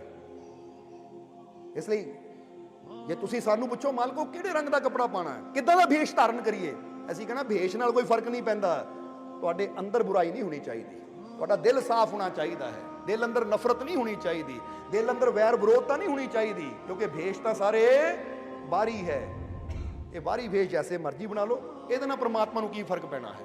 ਔਰ ਜੇ ਪ੍ਰਮਾਤਮਾ ਨੂੰ ਕੋਈ ਭੇਸ਼ਾਂ ਨਾਲ ਫਰਕ ਪੈਂਦਾ ਤਾਂ ਜ਼ਰਾ ਸੋਚੋ, ਫਿਰ ਪ੍ਰਮਾਤਮਾ ਨੂੰ ਕੀ ਫਰਕ ਪੈਣਾ ਸੀ? ਉਹਨਾਂ ਕਹਿਣਾ ਸੀ ਇਦਾਂ ਦਾ ਭੇਜ ਦੇ ਕੇ ਭੇਜਣਾ ਤੈਨੂੰ। ਬੋਲੋ ਸਮਝਦੇ ਹੋ ਕਿ ਨਹੀਂ? ਫਿਰ ਤਾਂ ਨਾ ਇੱਕੋ ਹੀ, ਜਿੱਦਾਂ ਕਈ ਸਕੂਲ ਹੁੰਦੇ ਆ ਨਾ, ਉੱਥੇ ਇੱਕੋ ਹੀ ਵਰਦੀ ਹੁੰਦੀ ਹੈ, ਕੋਈ ਹੋਰ ਵਰਦੀ ਪਾ ਕੇ ਜਾਓ ਤਾਂ ਸਟੂਡੈਂਟ ਨੂੰ ਬਾਹਰ ਕੱਢ ਦਿੰਦੇ ਹੋ। ਚੱਲੋ ਇੱਥੇ ਤੱਕ ਕਿ ਸੌਕਸ ਵੀ, ਬੱਚਾ ਜੁੱਤੀ ਵੀ ਆਪਣੇ ਸਕੂਲ ਦੀ ਨਾ ਪਾਵੇ ਤਾਂ ਉਹ ਵੀ ਲਿਖ ਕੇ ਦੇਣਾ ਪੈਂਦਾ ਹੈ ਕਿ ਕੋਈ ਪ੍ਰੋਬਲਮ ਹੈ ਤਾਂ ਨਹੀਂ ਪਾ ਰਿਹਾ, ਨਹੀਂ ਤਾਂ ਜੁੱਤੀ ਵੀ ਹੋਰ ਹੋਵੇ ਤਾਂ ਬਾਹਰ ਕੱਢ ਦਿੰਦੇ ਹੈ। ਤਾਂ ਜੇ ਪ੍ਰਮਾਤਮਾ ਦਾ ਵੀ ਕੋਈ ਇਦਾਂ ਦਾ ਕਾਨੂੰਨ ਹੁੰਦਾ ਤਾਂ ਪ੍ਰਮਾਤਮਾ ਨੇ ਕਹਿਣਾ ਤੇਰਾ ਭੇਸ਼ ਖਰਾਬ, ਨਿਕਲ ਮੇਰੀ ਦੁਨੀਆ ਚੋਂ ਬਾਹਰ, ਆ ਤੂੰ ਕਿੱਦਾਂ ਦਾ ਰੰਗ ਦਾ ਕੱਪੜਾ ਪਾਇਆ? ਉਹ ਮੇਰਾ ਭਗਵਾ ਕੱਪੜਾ ਹੈ, ਮੈਨੂੰ ਤਾਂ ਭਗਵੇਂ ਵਾਲੇ ਚਾਹੀਦੇ। ਫਿਰ ਜਰਾ ਸੋਚੋ, ਸਾਰੇ ਪਾਸੇ ਉਹੀ ਤੁਰੇ ਹੁੰਦੇ ਤਾਂ ਦੁਨੀਆ ਕਿੱਦਾਂ ਦੀ ਲੱਗਣੀ ਸੀ? ਇਸ ਲਈ ਪ੍ਰਮਾਤਮਾ ਨੂੰ ਪੇਸ਼ਾ ਨਾਲ ਮਤਲਬ ਨਹੀਂ ਹੈ, ਪ੍ਰਮਾਤਮਾ ਨੂੰ ਪਹਿਰਾਵਿਆਂ ਨਾਲ ਮਤਲਬ ਨਹੀਂ ਹੈ, ਪ੍ਰਮਾਤਮਾ ਨੂੰ ਮਤਲਬ ਹੈ ਸਾਡੀ ਸੋਚ ਨਾਲ। ਸਾਡੀ ਸੋਚ ਅੱਛੀ ਹੋਣੀ ਚਾਹੀਦੀ ਹੈ, ਸਾਡੀ ਨੀਅਤ ਅੱਛੀ ਹੋਣੀ ਚਾਹੀਦੀ ਹੈ, ਸਾਡੇ ਅੰਦਰ ਵਿਸ਼ਵਾਸ ਹੋਣਾ ਚਾਹੀਦਾ ਹੈ। ਇਹ ਤਾਂ ਕੁਦਰਤ ਨੂੰ ਕੀ ਸੀ, ਜਿੱਦਾਂ ਸਕੂਲ 'ਚੋਂ ਟੀਚਰ ਬਾਹਰ ਕੱਢ ਦਿੰਦੇ ਬੱਚੇ ਨੂੰ ਕਿ ਤੇਰਾ ਭੇਸ਼ ਸਾਡੇ ਸਕੂਲ ਦੇ ਮੁਤਾਬਿਕ ਨਹੀਂ ਹੈ, ਨਿਕਲ ਬਾਹਰ, ਤਾਂ ਪ੍ਰਮਾਤਮਾ ਨੂੰ ਕੀ ਟਾਈਮ ਲੱਗਣਾ ਸੀ? ਬੋਲੋ ਸਮਝਦੇ ਹੋ ਕਿ ਨਹੀਂ? ਨਿਕਲ ਬਾਹਰ ਭਾਈ, ਮੇਰੀ ਦੁਨੀਆ ਚੋਂ ਬਾਹਰ ਨਿਕਲ, ਕਿਉਂਕਿ ਮੈਂ ਤਾਂ ਇੱਕੋ ਹੀ ਭੇਸ਼ ਚੁਣਿਆ ਹੈ, ਮੈਂ ਤਾਂ ਇੱਕੋ ਹੀ ਧਰਮ ਚੁਣਿਆ ਹੈ, ਇੱਕੋ ਹੀ ਪਹਿਰਾਵਾ ਚੁਣਿਆ, ਇਹ ਪਾ ਦੁਨੀਆ 'ਚ ਰਹਿਣ ਦਾ ਹੱਕਦਾਰ ਹੈ, ਨਹੀਂ ਤਾਂ ਨਿਕਲ ਬਾਹਰ। ਹੁਣ ਜੇ ਹਰ ਤਰ੍ਹਾਂ ਦੇ ਇਨਸਾਨ ਦੁਨੀਆ ਤੇ ਰਹਿੰਦੇ ਹੈ, ਹਰ ਤਰ੍ਹਾਂ ਦੀ ਵੇਸ਼-ਭੂਸ਼ਾ 'ਚ ਦੁਨੀਆ ਤੇ ਰਹਿੰਦੇ ਹੈ, ਤੇ ਇਹਦਾ ਮਤਲਬ ਸਾਫ਼ ਪਤਾ ਲੱਗਦਾ ਕਿ ਪ੍ਰਮਾਤਮਾ ਨੂੰ ਸਾਡੀ ਵੇਸ਼-ਭੂਸ਼ਾ ਨਾਲ, ਧਰਮਾਂ ਨਾਲ ਕੋਈ ਮਤਲਬ ਨਹੀਂ ਹੈ, ਉਹਨੂੰ ਮਤਲਬ ਹੈ ਸਾਡੇ ਅੰਦਰ ਦੀ ਸੱਚਾਈ ਨਾਲ। ਤੁਹਾਡਾ ਨਾਮ ਕੋਈ ਹੋਵੇ, ਤੁਸੀਂ ਰਾਮ ਹੋਵੋ, ਤੁਸੀਂ ਰਹੀਮ ਹੋਵੋ, ਪਰਮਾਤਮਾ ਨੂੰ ਇਹ ਨਹੀਂ ਫਰਕ, ਕਿਉਂਕਿ ਨਾਮ ਸਰੀਰ ਦੇ ਹੈ, ਸਰੀਰ ਗਿਆ ਤਾਂ ਨਾਮ ਵੀ ਚਲੇ ਜਾਣੇ ਹੈ। ਪਰਮਾਤਮਾ ਨੂੰ ਫਰਕ ਪੈਣਾ ਹੈ ਕਾਹਦੇ ਨਾਲ? ਕਿ ਤੁਸੀਂ ਕੀਤਾ ਕੀ? ਅੱਛਾਈ ਕੀਤੀ, ਬੁਰਾਈ ਕੀਤੀ, ਪ੍ਰੇਮ ਕੀਤਾ, ਨਫ਼ਰਤ ਕੀਤੀ, ਕਰੁਣਾ ਕੀਤੀ, ਕ੍ਰੋਧ ਕੀਤਾ, ਤੁਹਾਡੇ ਕਰਮ ਕੀ ਹੈ? ਉਹਨੇ ਕਰਮ ਦੇਖ ਕੇ ਤੁਹਾਨੂੰ ਉਹਦੇ ਮੁਤਾਬਿਕ ਫਲ ਦੇਣਾ। ਸਮਝ ਆ ਰਹੀ ਹੈ ਕਿ ਨਹੀਂ? ਉਹਨੂੰ ਸਾਡੇ ਨਾਮ ਨਾਲ, ਸਾਡੀ ਵੇਸ਼-ਭੂਸ਼ਾ ਨਾਲ ਕੋਈ ਮਤਲਬ ਨਹੀਂ ਹੈ। ਇਸ ਲਈ ਰੱਬ ਦੇ ਆਸ਼ਿਕ ਬਣੋ। ਆਸ਼ਿਕਾਂ ਦਾ ਧਿਆਨ ਸਿੱਧਾ ਆਪਣੇ ਮਾਲਿਕ ਤੇ ਹੁੰਦਾ ਹੈ, ਪ੍ਰਮਾਤਮਾ ਤੇ ਹੁੰਦਾ। ਉਹ ਬਾਹਰ ਜਾਤਾਂ ਪਾਤਾਂ ਨੂੰ ਲੈ ਕੇ, ਧਰਮਾਂ ਨੂੰ ਲੈ ਕੇ ਝਗੜਿਆਂ 'ਚ ਨਹੀਂ ਪੈਂਦੇ। ਉਹ ਕਹਿੰਦੇ ਧਰਮ ਕੋਈ ਇਨਸਾਨ ਦਾ ਹੋਵੇ, ਨਾਮ ਕੋਈ ਇਨਸਾਨ ਦਾ ਹੋਵੇ, ਵੇਸ਼-ਭੂਸ਼ਾ ਕੋਈ ਇਨਸਾਨ ਦੀ ਹੋਵੇ, ਸਾਨੂੰ ਇਹਦੇ ਨਾਲ ਮਤਲਬ ਨਹੀਂ, ਕਿਉਂਕਿ ਇਨਸਾਨ ਬਾਹਰੀ ਤੌਰ ਤੇ ਜੋ ਮਰਜ਼ੀ ਹੋਵੇ, ਪਰ ਅੰਦਰ ਤੌਰ ਤੇ ਤਾਂ, ਅੰਦਰੂਨੀ ਤੌਰ ਤੇ ਤਾਂ ਸਭ ਦੇ ਅੰਦਰ ਮੇਰਾ ਮਾਲਿਕ ਬੈਠਾ, ਮੈਂ ਤਾਂ ਉਹਨੂੰ ਦੇਖ ਰਿਹਾ। ਇਸ ਲਈ ਅੰਦਰੋਂ ਉਹਨੂੰ ਦੇਖੋ ਤਾਂ ਸਾਰੀ ਨਫ਼ਰਤ ਹੀ ਖਤਮ ਹੋ ਜਾਏਗੀ। ਇਸ ਲਈ ਜੀਵਨ 'ਚ ਫਕੀਰਾਂ ਨੇ ਕਿਹਾ 4 ਚੀਜ਼ਾਂ ਤੋਂ ਮੇਰੇ ਜੀਵਨ 'ਚ ਬਦਲਾਵ ਆਇਆ। ਪਹਿਲੀ ਚੀਜ਼, ਕੁੱਤੇ ਨੇ ਮੇਰੇ ਜੀਵਨ 'ਚ ਬਦਲਾਵ ਲਿਆਂਦਾ, ਔਰ ਦੂਸਰੀ ਔਰਤ ਜਿਸ ਦੀ ਇਸ ਗੱਲ ਨੇ ਮੇਰੇ ਤੇ ਐਸੀ ਸੱਟ ਕੀਤੀ ਕਿ ਵਾਕਈ ਹਾਲੇ ਮੈਂ ਉਹ ਰੱਬ ਦਾ ਆਸ਼ਿਕ ਨਹੀਂ ਹਾਂ, ਹਾਲੇ ਵੀ ਮੇਰਾ ਧਿਆਨ ਕੱਪੜਿਆਂ ਵੱਲ ਹੈ। ਉਹ ਤਾਂ ਫਰਕ ਹੀ ਕੋਈ ਨਹੀਂ ਪੈਂਦਾ ਰੱਬ ਦੇ ਆਸ਼ਿਕਾਂ ਨੂੰ, ਕੱਪੜਾ ਹੋਵੇ ਨਾ ਹੋਵੇ। ਜਰਾ ਗੌਰ ਕਰਨਾ, ਕਿਉਂਕਿ ਭੇਸ ਕੀ ਹੈ, ਭੂਸ਼ਾ ਕੀ ਹੈ, ਆਸ਼ਿਕਾਂ ਨੂੰ ਤਾਂ ਫਰਕ ਹੀ ਕੋਈ ਨਹੀਂ ਪੈਂਦਾ। ਜਿਹੜੇ ਰੱਬ ਦੇ ਆਸ਼ਿਕ ਹੈ ਉਹ ਤਾਂ ਹਰ ਜਗ੍ਹਾ ਉਹਨੂੰ ਦੇਖਦੇ, ਕਹਿੰਦੇ ਐਸੀ ਚੋਟ ਹੋਈ, ਉਦੋਂ ਕਹਿ ਲਿਆ ਕਿ ਹੁਣ ਪਤਾ ਲੱਗਾ ਰੱਬ ਮਿਲਿਆ ਕਿਉਂ ਨਹੀਂ, ਕਿਉਂਕਿ ਹਾਲੇ ਤੱਕ ਸੱਚਾ ਇਸ਼ਕ ਪੈਦਾ ਹੀ ਨਹੀਂ ਹੋਇਆ। ਕਹਿੰਦੇ ਮੈਂ ਉਸ ਔਰਤ ਦੇ ਅੱਗੇ ਹੱਥ ਜੋੜਤੇ ਕਿ ਤੂੰ ਮੇਰੀ ਗੁਰੂ। ਪਹਿਲਾਂ ਕੁੱਤੇ ਅੱਗੇ ਹੱਥ ਜੋੜੇ, ਮੰਨ ਗਿਆ ਇਹਨੇ ਮੈਨੂੰ ਗਿਆਨ ਦਿੱਤਾ, ਇਹ ਵੀ ਮੇਰਾ ਗੁਰੂ। ਫਿਰ ਔਰਤ ਅੱਗੇ ਮੈਂ ਹੱਥ ਜੋੜੇ ਔਰ ਮਨ ਹੀ ਮੰਨ ਗਿਆ ਇਹ ਵੀ ਮੇਰੀ ਗੁਰੂ, ਜਿਸ ਤੋਂ ਮੈਨੂੰ ਇਹ ਜ਼ਿੰਦਗੀ ਜੀਣ ਦਾ ਇੱਕ ਨਵਾਂ ਢੰਗ ਮਿਲਿਆ। ਕਹਿੰਦੇ ਉਸ ਦਿਨ ਤੋਂ ਬਾਅਦ ਮੈਂ ਕੱਪੜੇ ਦੀ ਚਿੰਤਾ ਛੱਡ ਦਿੱਤੀ। ਉਸ ਦਿਨ ਤੋਂ ਬਾਅਦ ਮੈਂ ਸਭ ਦੇ ਅੰਦਰ ਉਹਨੂੰ ਦੇਖਣ ਦੀ ਕੋਸ਼ਿਸ਼ ਕੀਤੀ। ਹੁਣ ਤੁਸੀਂ ਵੀ ਪੇੜਾਂ ਨੂੰ ਦੇਖਦੇ ਹੋ, ਪੇੜ ਸਮਝ ਕੇ ਵੀ ਦੇਖ ਸਕਦੇ ਹੋ, ਇਹ ਵੀ ਦੇਖਣ ਦੀ ਕੋਸ਼ਿਸ਼ ਕਰੋ ਕਿ ਇਹਦੇ ਅੰਦਰ ਵੀ ਉਹੀ ਊਰਜਾ ਹੈ, ਉਹੀ ਸ਼ਕਤੀ ਹੈ ਜਿਸ ਨੇ ਮੈਨੂੰ ਪੈਦਾ ਕੀਤਾ ਹੈ। ਤਾਂ ਤੁਹਾਡੀ ਭਾਵਨਾ ਹੀ ਬਦਲ ਜਾਏਗੀ। ਕਿਸੇ ਜਾਨਵਰ ਨੂੰ ਦੇਖੋ, ਕਿਸੇ ਪਸ਼ੂ ਪੰਛੀ ਨੂੰ ਦੇਖੋ ਤਾਂ ਇਹੀ ਮਹਿਸੂਸ ਕਰੋ ਕਿ ਸਭ ਦੇ ਅੰਦਰ ਉਹੀ ਹੈ। ਤਾਂ ਉਹਦੇ ਪ੍ਰਤੀ ਤੁਹਾਡੀ ਸੋਚ ਹੀ, ਤੁਹਾਡਾ ਨਜ਼ਰੀਆ ਹੀ ਬਦਲ ਜਾਏਗਾ। ਜਦੋਂ ਦਿਲੋਂ ਮਹਿਸੂਸ ਕਰਨਾ ਸ਼ੁਰੂ ਕਰ ਦਿੱਤਾ ਤਾਂ ਤੁਹਾਡਾ ਨਜ਼ਰੀਆ ਹੀ ਬਦਲ ਜਾਏਗਾ। ਫਿਰ ਕਿਸੇ ਨਾਲ ਚਾਹ ਕੇ ਵੀ ਤੁਸੀਂ ਨਫ਼ਰਤ ਕਰ ਹੀ ਨਹੀਂ ਸਕਦੇ, ਕਿਉਂਕਿ ਜਦੋਂ ਨਜ਼ਰ ਐਸੀ ਆ ਗਈ ਕਿ ਸਭ ਦੇ ਅੰਦਰ ਉਹੀ ਹੈ ਤਾਂ ਹੁਣ ਨਫ਼ਰਤ ਕਿੰਨਾ ਕਰਨੀ। ਫਕੀਰ ਕਹਿੰਦੇ ਫਿਰ ਮੈਂ ਅੱਗੇ ਗਿਆ ਉਸੇ ਨਗਰ ਦੇ ਵਿੱਚ ਚੱਕਰ ਲਾ ਰਿਹਾ ਹਾਂ। ਕਰਦਿਆਂ ਦੁਪਹਿਰ ਤੋਂ ਸ਼ਾਮ ਹੋ ਗਈ। ਨਗਰ ਨੂੰ ਦੇਖ ਰਿਹਾ, ਬੜਾ ਸੁੰਦਰ ਨਗਰ ਹੈ। ਸ਼ਾਮ ਹੋ ਗਈ, ਸ਼ਾਮ ਦਾ ਸਮਾਂ, ਸੂਰਜ ਡੁੱਬਣ ਵਾਲਾ ਹੈ। ਤਾਂ ਮੈਂ ਕੀ ਦੇਖਿਆ, ਇੱਕ ਬੱਚਾ, ਛੋਟਾ ਜਿਹਾ ਬੱਚਾ ਹੱਥ 'ਚ ਦੀਵਾ ਲੈ ਕੇ ਜਾ ਰਿਹਾ ਹੈ। ਤਾਂ ਮੈਂ ਸੋਚਿਆ ਹਾਲੇ ਰੋਸ਼ਨੀ ਤਾਂ ਹੈ, ਇਹਨੂੰ ਦੀਵੇ ਦੀ ਕੀ ਲੋੜ ਹੈ। ਪਰ ਬੱਚੇ ਕਈ ਵਾਰ ਡਰੇ ਹੁੰਦੇ ਆ ਨਾ, ਘਰੋਂ ਬਾਹਰ ਜਾਣਾ ਤਾਂ ਲਾਈਟ ਪਹਿਲੀ ਦੇ ਦਿਓ, ਜੇ ਸੂਰਜ ਡੁੱਬ ਗਿਆ ਤਾਂ ਮੈਨੂੰ ਡਰ ਨਾ ਲੱਗੇ। ਇਸ ਲਈ ਕਈ ਵਾਰ ਅਸੀਂ ਦੇਖਿਆ ਬੱਚੇ ਦਿਨ ਦੇ ਟਾਈਮ ਵੀ ਟਾਰਚ ਲੈ ਕੇ ਘੁੰਮਦੇ ਰਹਿੰਦੇ ਆ, ਖੇਲਦੇ ਆ ਉਹ ਕਿ ਮੈਨੂੰ ਪ੍ਰਕਾਸ਼ ਚਾਹੀਦਾ। ਪਰ ਉਸ ਵੇਲੇ ਟਾਰਚ ਨਹੀਂ ਸੀ, ਉਸ ਵੇਲੇ ਦੀਵੇ ਸੀ। ਬੱਚਾ ਹੱਥ ਤੇ ਦੀਵਾ ਜਗਾ ਕੇ ਤੁਰਿਆ ਜਾ ਰਿਹਾ ਹੈ। ਕਹਿੰਦੇ ਮੇਰੇ ਮਨ 'ਚ ਮਜ਼ਾਕ ਆਇਆ ਕਿ ਬੱਚੇ ਨਾਲ ਥੋੜੀ ਗੱਲ ਕਰਾਂ। ਮਜ਼ਾਕ ਮੇਰੇ ਮਨ 'ਚ ਕੀ ਹੈ, ਮੈਂ ਬੱਚੇ ਸਾਹਮਣੇ ਖੜ ਗਿਆ। ਜਦੋਂ ਮੈਂ ਸਾਹਮਣੇ ਖੜਿਆ, ਬੱਚਾ ਮੇਰੇ ਵੱਲ ਦੇਖਦਾ ਹੈ। ਜਦੋਂ ਮੇਰੇ ਵੱਲ ਦੇਖਿਆ ਤਾਂ ਮੈਂ ਬੱਚੇ ਨੂੰ ਕਿਹਾ, ਬੇਟਾ ਇੱਕ ਸਵਾਲ ਪੁੱਛਾਂ। ਬੱਚੇ ਨੇ ਕਿਹਾ ਪੁੱਛੋ।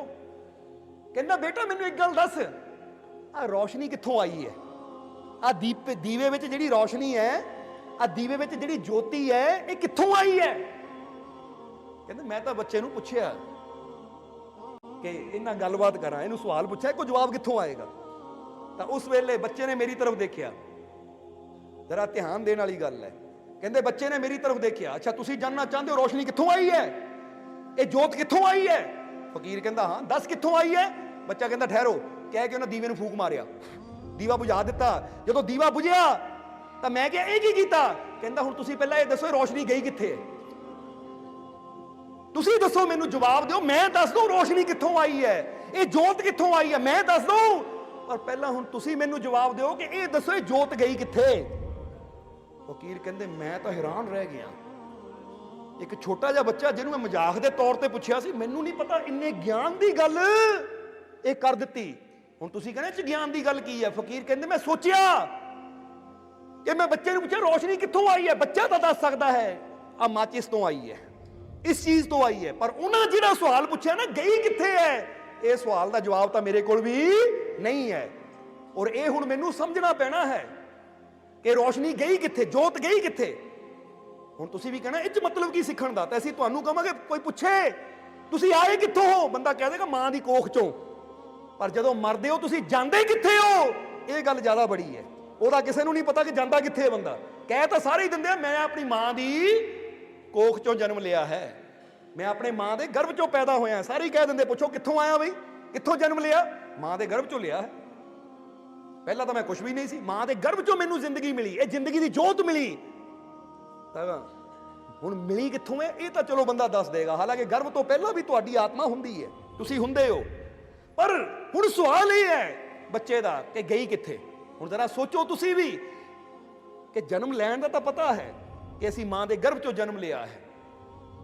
ਇਸੇ ਲਈ ਤਾਂ ਕਹਿੰਦੇ ਹੈ ਧੁੱਪਾਂ ਸਹਿ ਕੇ ਛਾਵਾਂ ਕਰਨਾ, ਕੰਮ ਮੁੰਡ ਤੋਂ ਹੈ ਰੁੱਖਾਂ ਦਾ, ਕਦੀ ਨਹੀਂ ਕਰਜ਼ਾ ਲਾ ਸਕਦੇ ਬੱਚੇ ਮਾਵਾਂ ਦੀਆਂ ਕੁੱਖਾਂ ਦਾ।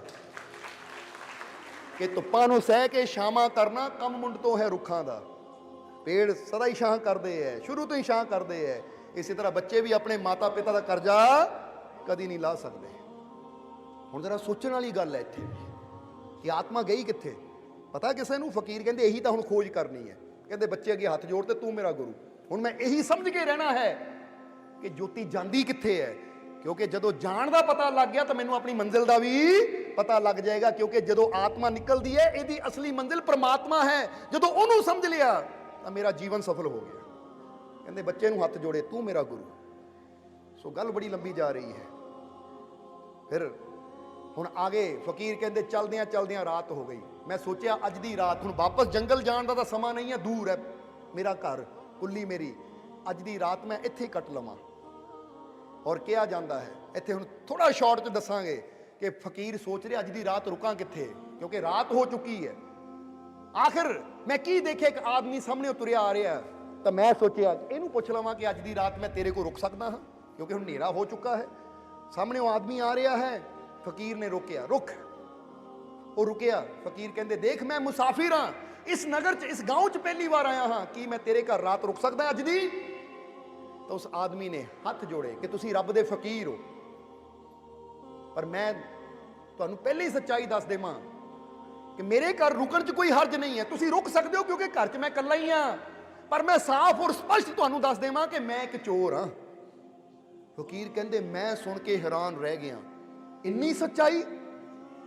ਨਹੀਂ ਤਾਂ ਇੱਥੇ ਦੁਨੀਆ ਤੇ ਹੈ ਕੌਣ ਜਿਹੜਾ ਆਪਣੇ ਆਪ ਨੂੰ ਚੋਰ ਮੰਨਣ ਵਾਲਾ ਹੋਵੇ, ਆਪਣੇ ਆਪ ਨੂੰ ਚੋਰ ਕਹਿਲਾਉਂਦਾ ਹੋਵੇ? ਚੋਰੀ ਕਰਕੇ ਵੀ ਬੰਦਾ ਕਹਿੰਦਾ ਮੈਂ ਚੋਰੀ ਨਹੀਂ ਕੀਤੀ। ਪਾਪੀ ਤੋਂ ਪਾਪੀ ਬੰਦਾ ਵੀ ਕਹਿੰਦਾ ਮੇਰੇ ਵਰਗਾ ਪਵਿੱਤਰ ਕੋਈ ਨਹੀਂ ਹੈ। ਬੁਰੇ ਤੋਂ ਬੁਰਾ ਆਦਮੀ ਵੀ ਆਪਣੇ ਆਪ ਨੂੰ ਚੰਗਾ ਦੱਸਦਾ ਹੈ, ਕਿਉਂਕਿ ਕੋਈ ਮੰਨਣ ਨੂੰ ਤਿਆਰ ਨਹੀਂ ਕਿ ਮੈਂ ਪਾਪੀ ਹਾਂ, ਮੈਂ ਬੁਰਾ ਹਾਂ, ਮੈਂ ਚੋਰ ਹਾਂ। ਕਹਿੰਦੇ ਇੰਨੀ ਸੱਚਾਈ? ਮੇਰੇ ਮਨ ਤੇ ਐਸੀ ਚੋਟ ਹੋਈ ਕਿ ਇੱਕ ਚੋਰ ਇੰਨਾ ਸੱਚਾ, ਸੱਚਾਈ ਹੋਵੇ ਤਾਂ ਐਸੀ। ਤਾਂ ਕਹਿੰਦੇ ਮੈਂ ਉਹਨੂੰ ਕਿਹਾ ਕਿ ਤੇਰੀ ਸੱਚਾਈ ਨਾਲ ਮੈਨੂੰ ਪਿਆਰ ਹੋ ਗਿਆ, ਨਹੀਂ ਤਾਂ ਹਰ ਕੋਈ ਚੋਰੀ ਕਰਕੇ ਲੁਕਾਉਣ ਦੀ ਕੋਸ਼ਿਸ਼ ਕਰਦਾ ਹੈ, ਤੂੰ ਇੰਨਾ ਸੱਚਾ ਬੰਦਾ? ਉਹ ਕਹਿੰਦਾ ਹਾਂ, ਕਿਉਂਕਿ ਮੈਂ ਇੱਕੋ ਹੀ ਸਿੱਖਿਆ ਹੈ ਕਿ ਜੀਵਨ 'ਚ ਚਾਹੇ ਚੋਰੀ ਕਰਾਂ ਪਰ ਝੂਠ ਮੈਂ ਬੋਲਣਾ ਨਹੀਂ ਹੈ। ਹੁਣ ਇੱਥੋਂ ਇਹਦੀ ਵੀ ਮਤਲਬ ਨਹੀਂ ਹੈ ਕਿ ਤੁਸੀਂ ਸੋਚੋ ਹੀ ਚੋਰੀ ਕਰੀ ਜਾਈਏ ਪਰ ਸੱਚ ਬੋਲੀਏ। ਇਹ ਤਾਂ ਕਹਾਣੀ ਦੱਸ ਰਹੇ ਆ ਫਕੀਰਾਂ ਦੀ ਕਿ ਜੀਵਨ 'ਚ ਬਦਲਾਵ ਕਿੱਦਾਂ ਉਹਨਾਂ ਦੇ ਆਇਆ, ਕਿਉਂਕਿ ਕੁਝ ਕਹਾਣੀਆਂ ਹੁੰਦੀਆਂ ਸਾਨੂੰ ਸਿੱਖਿਆ ਦੇਣ ਵਾਸਤੇ, ਨਾ ਕਿ ਅਸੀਂ ਉਦਾਂ ਦਾ ਕਰਮ ਕਰਨ ਦੀ ਕੋਸ਼ਿਸ਼ ਕਰੀਏ। ਸਿੱਖਿਆ ਲੈਣੀ ਹੈ, ਗਿਆਨ ਲੈਣਾ ਹੈ। ਬੋਲੋ ਸਮਝਦੇ ਹੋ ਕਿ ਨਹੀਂ? ਜਿੱਦਾਂ ਪਿਆਸੇ ਕਊਏ ਦਾ ਗਿਆਨ ਲੈਣਾ ਹੈ ਕਿ ਕਿੱਦਾਂ ਉਹਨਾਂ ਮਿਹਨਤ ਕਰਕੇ ਪਾਣੀ ਪੀਤਾ। ਇਹ ਨਹੀਂ ਕਿ ਅਸੀਂ ਵੀ ਘੜਾ ਰੱਖ ਕੇ ਨਹੀਂ, ਕਊਆ ਆਏਗਾ ਪੀਏਗਾ ਫਿਰ ਮੰਨਾਂਗੇ, ਨਹੀਂ। ਕਈ ਵਾਰ ਪ੍ਰੈਕਟੀਕਲ ਵਾਲੇ ਕੁਝ ਚੀਜ਼ਾਂ ਨਹੀਂ ਹੁੰਦੀਆਂ, ਉੱਥੇ ਸਿਰਫ ਉਹਨੂੰ ਸਮਝਿਆ ਜਾਂਦਾ ਹੈ। ਹੁਣ ਫਕੀਰਾਂ ਨੇ ਕਿਹਾ ਮੈਂ ਕਾਇਲ ਹੋ ਗਿਆ ਉਹਦੀ ਸੱਚਾਈ ਦਾ, ਕਿ ਸੱਚਾਈ ਹੋਵੇ ਤਾਂ ਐਸੀ। ਕਹਿੰਦਾ ਮੈਂ ਉਹਨੂੰ ਕਿਹਾ ਮੈਨੂੰ ਤੇਰੀ ਸੱਚਾਈ ਬਹੁਤ ਪਸੰਦ ਆਈ ਹੈ, ਜੇ ਤੂੰ ਇੰਨਾ ਸੱਚਾ ਬੰਦਾ ਹੈ ਤਾਂ ਮੈਨੂੰ ਲੱਗਦਾ ਮੈਨੂੰ ਤੇਰੇ ਕੋਲ ਬਹੁਤ ਕੁਝ ਸਿੱਖਣ ਨੂੰ ਮਿਲਣਾ ਹੈ, ਮੈਂ ਤੇਰੇ ਕੋਲ ਰਹਿਣਾ ਚਾਹੁੰਦਾ। ਚੋਰ ਕਹਿੰਦਾ ਆ ਜਾਓ ਫਿਰ, ਵੈਲਕਮ। ਉਹਨੂੰ ਲੈ ਗਿਆ ਫਕੀਰ ਨੂੰ ਨਾਲ। ਫਕੀਰ ਦੇ ਚਾਦਰ ਵਿਛਾ ਦਿੱਤੀ, ਆਪਣੇ ਚਾਦਰ ਦੇ ਲਾਗੇ ਬੈਠ ਕੇ ਗੱਲਾਂ ਬਾਤਾਂ ਕਰਨ ਲੱਗੇ। ਜਦੋਂ ਰਾਤ ਦੇ 2 ਵਜੇ ਤਾਂ ਚੋਰ ਉੱਠਿਆ, ਕਹਿੰਦਾ ਹੁਣ ਮੇਰੇ ਕੰਮ ਤੇ ਜਾਣ ਦਾ ਸਮਾਂ ਆ ਗਿਆ ਹੈ, ਹੁਣ ਤੁਸੀਂ ਆਰਾਮ ਕਰੋ, ਮੈਂ ਕੰਮ ਤੇ ਚੱਲਾਂ। ਕਿ ਉਹਨਾਂ ਗੱਲਾਂ ਬੜੀ ਖੁਸ਼ੀ ਨਾਲ ਕੀਤੀਆਂ, ਮੁਸਕਰਾ ਕੇ ਗੱਲਾਂ ਕੀਤੀਆਂ, ਔਰ ਉੱਠਿਆ ਚਲਾ ਗਿਆ। ਔਰ ਮੈਂ ਆਪਣੀ ਬੰਦਗੀ ਤੇ ਬਹਿ ਗਿਆ, ਆਪਣੇ ਭਜਨ ਤੇ ਬਹਿ ਗਿਆ, ਕਿਉਂਕਿ 2 ਵਜੇ ਦਾ ਟਾਈਮ ਸੀ, ਰੱਬ ਦੀ ਯਾਦ 'ਚ ਬਹਿ ਗਿਆ। 4 ਵਜੇ ਆਵਾਜ਼ ਹੋਈ, ਦਰਵਾਜ਼ਾ ਖੜਕਿਆ, ਮੈਂ ਉੱਠਿਆ ਬੰਦਗੀ ਤੋਂ, ਦਰਵਾਜ਼ਾ ਖੋਲਿਆ, ਦੇਖਿਆ ਸਾਹਮਣੇ ਚੋਰ। ਉਹਨੇ ਆਂਦੇ ਨੇ ਪੁੱਛਿਆ ਕਿੱਦਾਂ ਤੁਸੀਂ ਠੀਕ ਹੋ? ਕਹਿੰਦਾ ਮੈਂ ਕਿਹਾ ਮੈਂ ਠੀਕ ਹਾਂ। ਉਹਦੇ ਚਿਹਰੇ ਤੇ ਉਹੀ ਮੁਸਕਰਾਹਟ। ਤਾਂ ਮੈਂ ਪੁੱਛਿਆ ਕਿੱਦਾਂ ਦਾ ਰਿਹਾ ਦਿਨ? ਉਹ ਕਹਿੰਦਾ ਬਹੁਤ ਅੱਛਾ ਰਿਹਾ। ਕਹਿੰਦੇ ਖਾਲੀ ਹੱਥ ਹੈ, ਕੋਈ ਚੋਰੀ ਹੋਈ ਕਿ ਨਹੀਂ? ਕਹਿੰਦਾ ਨਹੀਂ ਅੱਜ ਕੁਝ ਨਹੀਂ ਮਿਲਿਆ, ਪਰ ਕੋਈ ਨਹੀਂ ਕੱਲ ਮਿਲੇਗਾ। ਬੈਠ ਗਿਆ, ਫਿਰ ਹੱਸ ਕੇ ਗੱਲਾਂ ਕੀਤੀਆਂ। ਥੋੜੀ ਦੇਰ ਬਾਅਦ ਅਸੀਂ ਦੋਨੇ ਆਰਾਮ ਕਰਨ ਲੱਗੇ। ਸਵੇਰ ਹੋਈ ਤਾਂ ਮੇਰੇ ਮਨ 'ਚ ਇਹ ਸਵਾਲ ਆਇਆ ਕਿ ਚੋਰ ਇੰਨਾ ਖੁਸ਼ ਰਹਿੰਦਾ ਹੈ, ਪ੍ਰਸੰਨ ਰਹਿੰਦਾ ਹੈ, ਅੱਜ ਇਹਨੂੰ ਕੁਝ ਨਹੀਂ ਮਿਲਿਆ, 2 ਘੰਟੇ ਮਿਹਨਤ ਕਰਕੇ ਆਇਆ ਪਰ ਫਿਰ ਵੀ ਇੰਨਾ ਖੁਸ਼ ਹੈ। ਕਹਿੰਦਾ ਮੈਂ ਉਹਨੂੰ ਕਿਹਾ ਕਿ ਮੈਂ ਕੁਝ ਦਿਨ ਤੇ ਕੋਲ ਰੁਕ ਸਕਦਾ, ਕਿਉਂਕਿ ਮੈਂ ਦੇਖਣਾ ਚਾਹੁੰਦਾ ਸੀ ਕਿ ਖੁਸ਼ੀ ਇਹਦੇ ਅੰਦਰ ਸੱਚੀ ਹੈ ਜਾਂ ਸਿਰਫ ਅੱਜ ਦੇ ਕਰਕੇ ਹੀ ਹੈ। ਤਾਂ ਚੋਰ ਨੇ ਕਿਹਾ ਜੀ ਜਿੰਨੇ ਦਿਨ ਮਰਜ਼ੀ ਰੁਕੋ, ਮੈਨੂੰ ਕੋਈ ਫਰਕ ਨਹੀਂ ਪੈਂਦਾ। ਹੁਣ ਕਹਾਣੀ ਤਾਂ ਬਹੁਤ ਲੰਬੀ ਹੈ, ਸ਼ਾਰਟ 'ਚ ਦੱਸਾਂਗੇ ਅਸੀਂ ਕਿ ਫਿਰ ਦੂਜੇ ਦਿਨ ਚੋਰ ਗਿਆ, ਅੱਜ ਵੀ ਖਾਲੀ ਹੱਥ ਆਇਆ, ਪਰ ਉਹਦੇ ਚਿਹਰੇ ਤੇ ਫਿਰ ਵੀ ਮੁਸਕਰਾਹਟ ਸੀ। ਉਹਨੂੰ ਮੈਂ ਕਿਹਾ ਅੱਜ ਵੀ ਖਾਲੀ? ਉਹ ਕਹਿੰਦਾ ਫਿਰ ਕੀ ਹੋ ਗਿਆ, ਕੱਲ ਜ਼ਰੂਰ ਮਿਲੇਗਾ। ਤੀਸਰੇ ਦਿਨ ਗਿਆ ਫਿਰ ਖਾਲੀ, ਚੌਥੇ ਦਿਨ ਗਿਆ ਫਿਰ ਖਾਲੀ, 15 ਦਿਨ ਗਿਆ ਖਾਲੀ। ਪਰ 15 ਦਿਨਾਂ 'ਚ ਮੈਂ ਇੱਕ ਚੀਜ਼ ਸਿੱਖੀ ਕਿ ਨਾ ਹੀ ਉਹਦੇ ਚਿਹਰੇ ਤੇ ਨਿਰਾਸ਼ਾ ਆਈ, ਨਾ ਹੀ ਚਿੰਤਾ, ਨਾ ਹੀ ਉਦਾਸੀ। ਜਦ ਵੀ ਉਹ ਆਂਦਾ ਸੀ ਖੁਸ਼ੀ ਨਾਲ ਭਰਪੂਰ, ਔਰ ਇਹ ਕਹਿੰਦਾ ਸੀ ਕੋਈ ਨਹੀਂ ਅੱਜ ਨਹੀਂ ਮਿਲਿਆ, ਕੱਲ ਜ਼ਰੂਰ ਮਿਲੇਗਾ। ਕਹਿੰਦਾ ਇਹ 3 ਚੀਜ਼ਾਂ ਮੈਂ ਚੋਰ ਤੋਂ ਸਿੱਖੀਆਂ। ਪਹਿਲੀ ਉਹਦੀ ਸੱਚਾਈ ਕਿ ਹਾਲਾਤ ਜੈਸੇ ਮਰਜ਼ੀ ਹੋ ਜਾਣ ਸੱਚ ਬੋਲੋ, ਔਰ ਦੂਸਰਾ ਹਾਲਾਤ ਜੈਸੇ ਮਰਜ਼ੀ ਹੋਣ ਸਦਾ ਪ੍ਰਸੰਨ ਰਹੋ, चिंता ना करो। और तीसरा धैर्य, सबर कि अज नहीं मिलिया कोई गल नहीं, मैनू अपने रब ते यकीन है, मैनू कल जरूर मिलेगा। क्योंकि जे चोर इन्ना विश्वास नाल भरपूर हो सकता है तो फिर मैं तो रब दा फकीर हाँ, मेरे अंदर तो उहदे नाल भी कई गुना ज़्यादा विश्वास होना चाहिए है। कहते 4 तो मैं एक गुण सीखे जिन्हें मेरी जिंदगी नू बदल दिता। फिर मैं 15 ਦਿਨਾਂ ਚੋਰ ਦੇ ਕੋਲ ਰਹਿ ਕੇ ਅਗਲੇ ਦਿਨ ਚਲਾ ਗਿਆ। ਔਰ ਮੈਂ ਵੀ ਹੁਣ ਇਹੀ ਕਿਹਾ, ਜਦੋਂ ਧਿਆਨ ਤੇ ਬਹਿੰਦਾ ਸੀ ਨਹੀਂ ਮਿਲਦਾ ਸੀ, ਕੋਈ ਨਹੀਂ ਅੱਜ ਨਹੀਂ ਕੱਲ ਜ਼ਰੂਰ ਮਿਲੇਗਾ। ਇਹ ਚੋਰ ਵਾਲਾ ਗੁਣ ਸਿੱਖਿਆ। ਪਹਿਲਾਂ ਮੈਂ ਨਿਰਾਸ਼ ਹੋ ਜਾਂਦਾ ਸੀ ਕਿ ਸਿਮਰਨ ਤੇ ਬੈਠਾ ਹਾਲੇ ਕੁਝ ਹੋਇਆ ਨਹੀਂ, ਪਰ ਫਿਰ ਮੈਂ ਕਹਿੰਦਾ ਸੀ ਅੱਜ ਮਿਹਨਤ ਕਰ ਲਈ, ਕੋਈ ਗੱਲ ਨਹੀਂ, ਮੈਂ ਪ੍ਰਸੰਨ ਹਾਂ, ਕੱਲ ਜ਼ਰੂਰ ਮਿਲੇਗਾ। ਕੱਲ ਮੈਂ ਕਹਿੰਦਾ ਸੀ ਕੱਲ ਜ਼ਰੂਰ ਮਿਲੇਗਾ। ਇਦਾਂ ਹੀ ਮੈਂ ਉਮੀਦ ਵਿਸ਼ਵਾਸ ਨਾਲ ਚੱਲਦਾ ਗਿਆ। ਇੱਕ ਵਕਤ ਆਇਆ ਜਦੋਂ ਦੀ ਰਹਿਮਤ ਦਾ ਦਰਵਾਜ਼ਾ ਖੁੱਲ ਗਿਆ ਔਰ ਮੈਨੂੰ ਉਸ ਪਰਮਾਨੰਦ ਦੀ ਪ੍ਰਾਪਤੀ ਹੋ ਗਈ। ਇਸ ਲਈ ਤੁਹਾਡੇ ਅੰਦਰ ਵੀ ਇਹ ਧੈर्य, ਤੁਹਾਡੇ ਅੰਦਰ ਵੀ ਇਹ ਵਿਸ਼ਵਾਸ, ਤੁਹਾਡੇ ਅੰਦਰ ਵੀ ਸੱਚਾਈ, ਪ੍ਰਸੰਨਤਾ ਹੋਣੀ ਚਾਹੀਦੀ ਹੈ ਕਿ ਬਾਹਰੋਂ ਹਾਲਾਤ ਜੈਸੇ ਮਰਜ਼ੀ ਹੁਣ ਤੁਹਾਡੇ ਅੰਦਰ ਪ੍ਰਸੰਨਤਾ ਰਹਿਣੀ ਚਾਹੀਦੀ ਹੈ। ਬੋਲੋ ਸਮਝਦੇ ਹੋ ਕਿ ਨਹੀਂ? ਇਸ ਲਈ ਕਿਹਾ ਜਾਂਦਾ ਹੈ ਕਿ ਐ ਪਿਆਰੇ ਗਿਆਨ ਲੈਣਾ ਹੈ, ਕਿਉਂਕਿ ਮੁਰਸ਼ਦ ਦੇ ਚਰਨਾਂ 'ਚ ਜਾ ਕੇ ਅਗਰ ਤੂੰ ਗਿਆਨ ਨੂੰ ਨਾ ਸੰਭਾਲਿਆ, ਅਗਰ ਸਤਿਗੁਰ ਦੇ ਵਚਨਾਂ ਨੂੰ ਨਾ ਸੰਭਾਲਿਆ, ਤਾਂ ਫਿਰ ਤੇਰੇ ਜੀਵਨ 'ਚ ਬਦਲਾਵ ਕਦੀ ਆ ਹੀ ਨਹੀਂ ਸਕਦਾ। ਸੋਹਣਾ ਸੋਹਣਾ ਮੇਰਾ ਮੁਰਸ਼ਿਦ ਸੋਹਣਾ।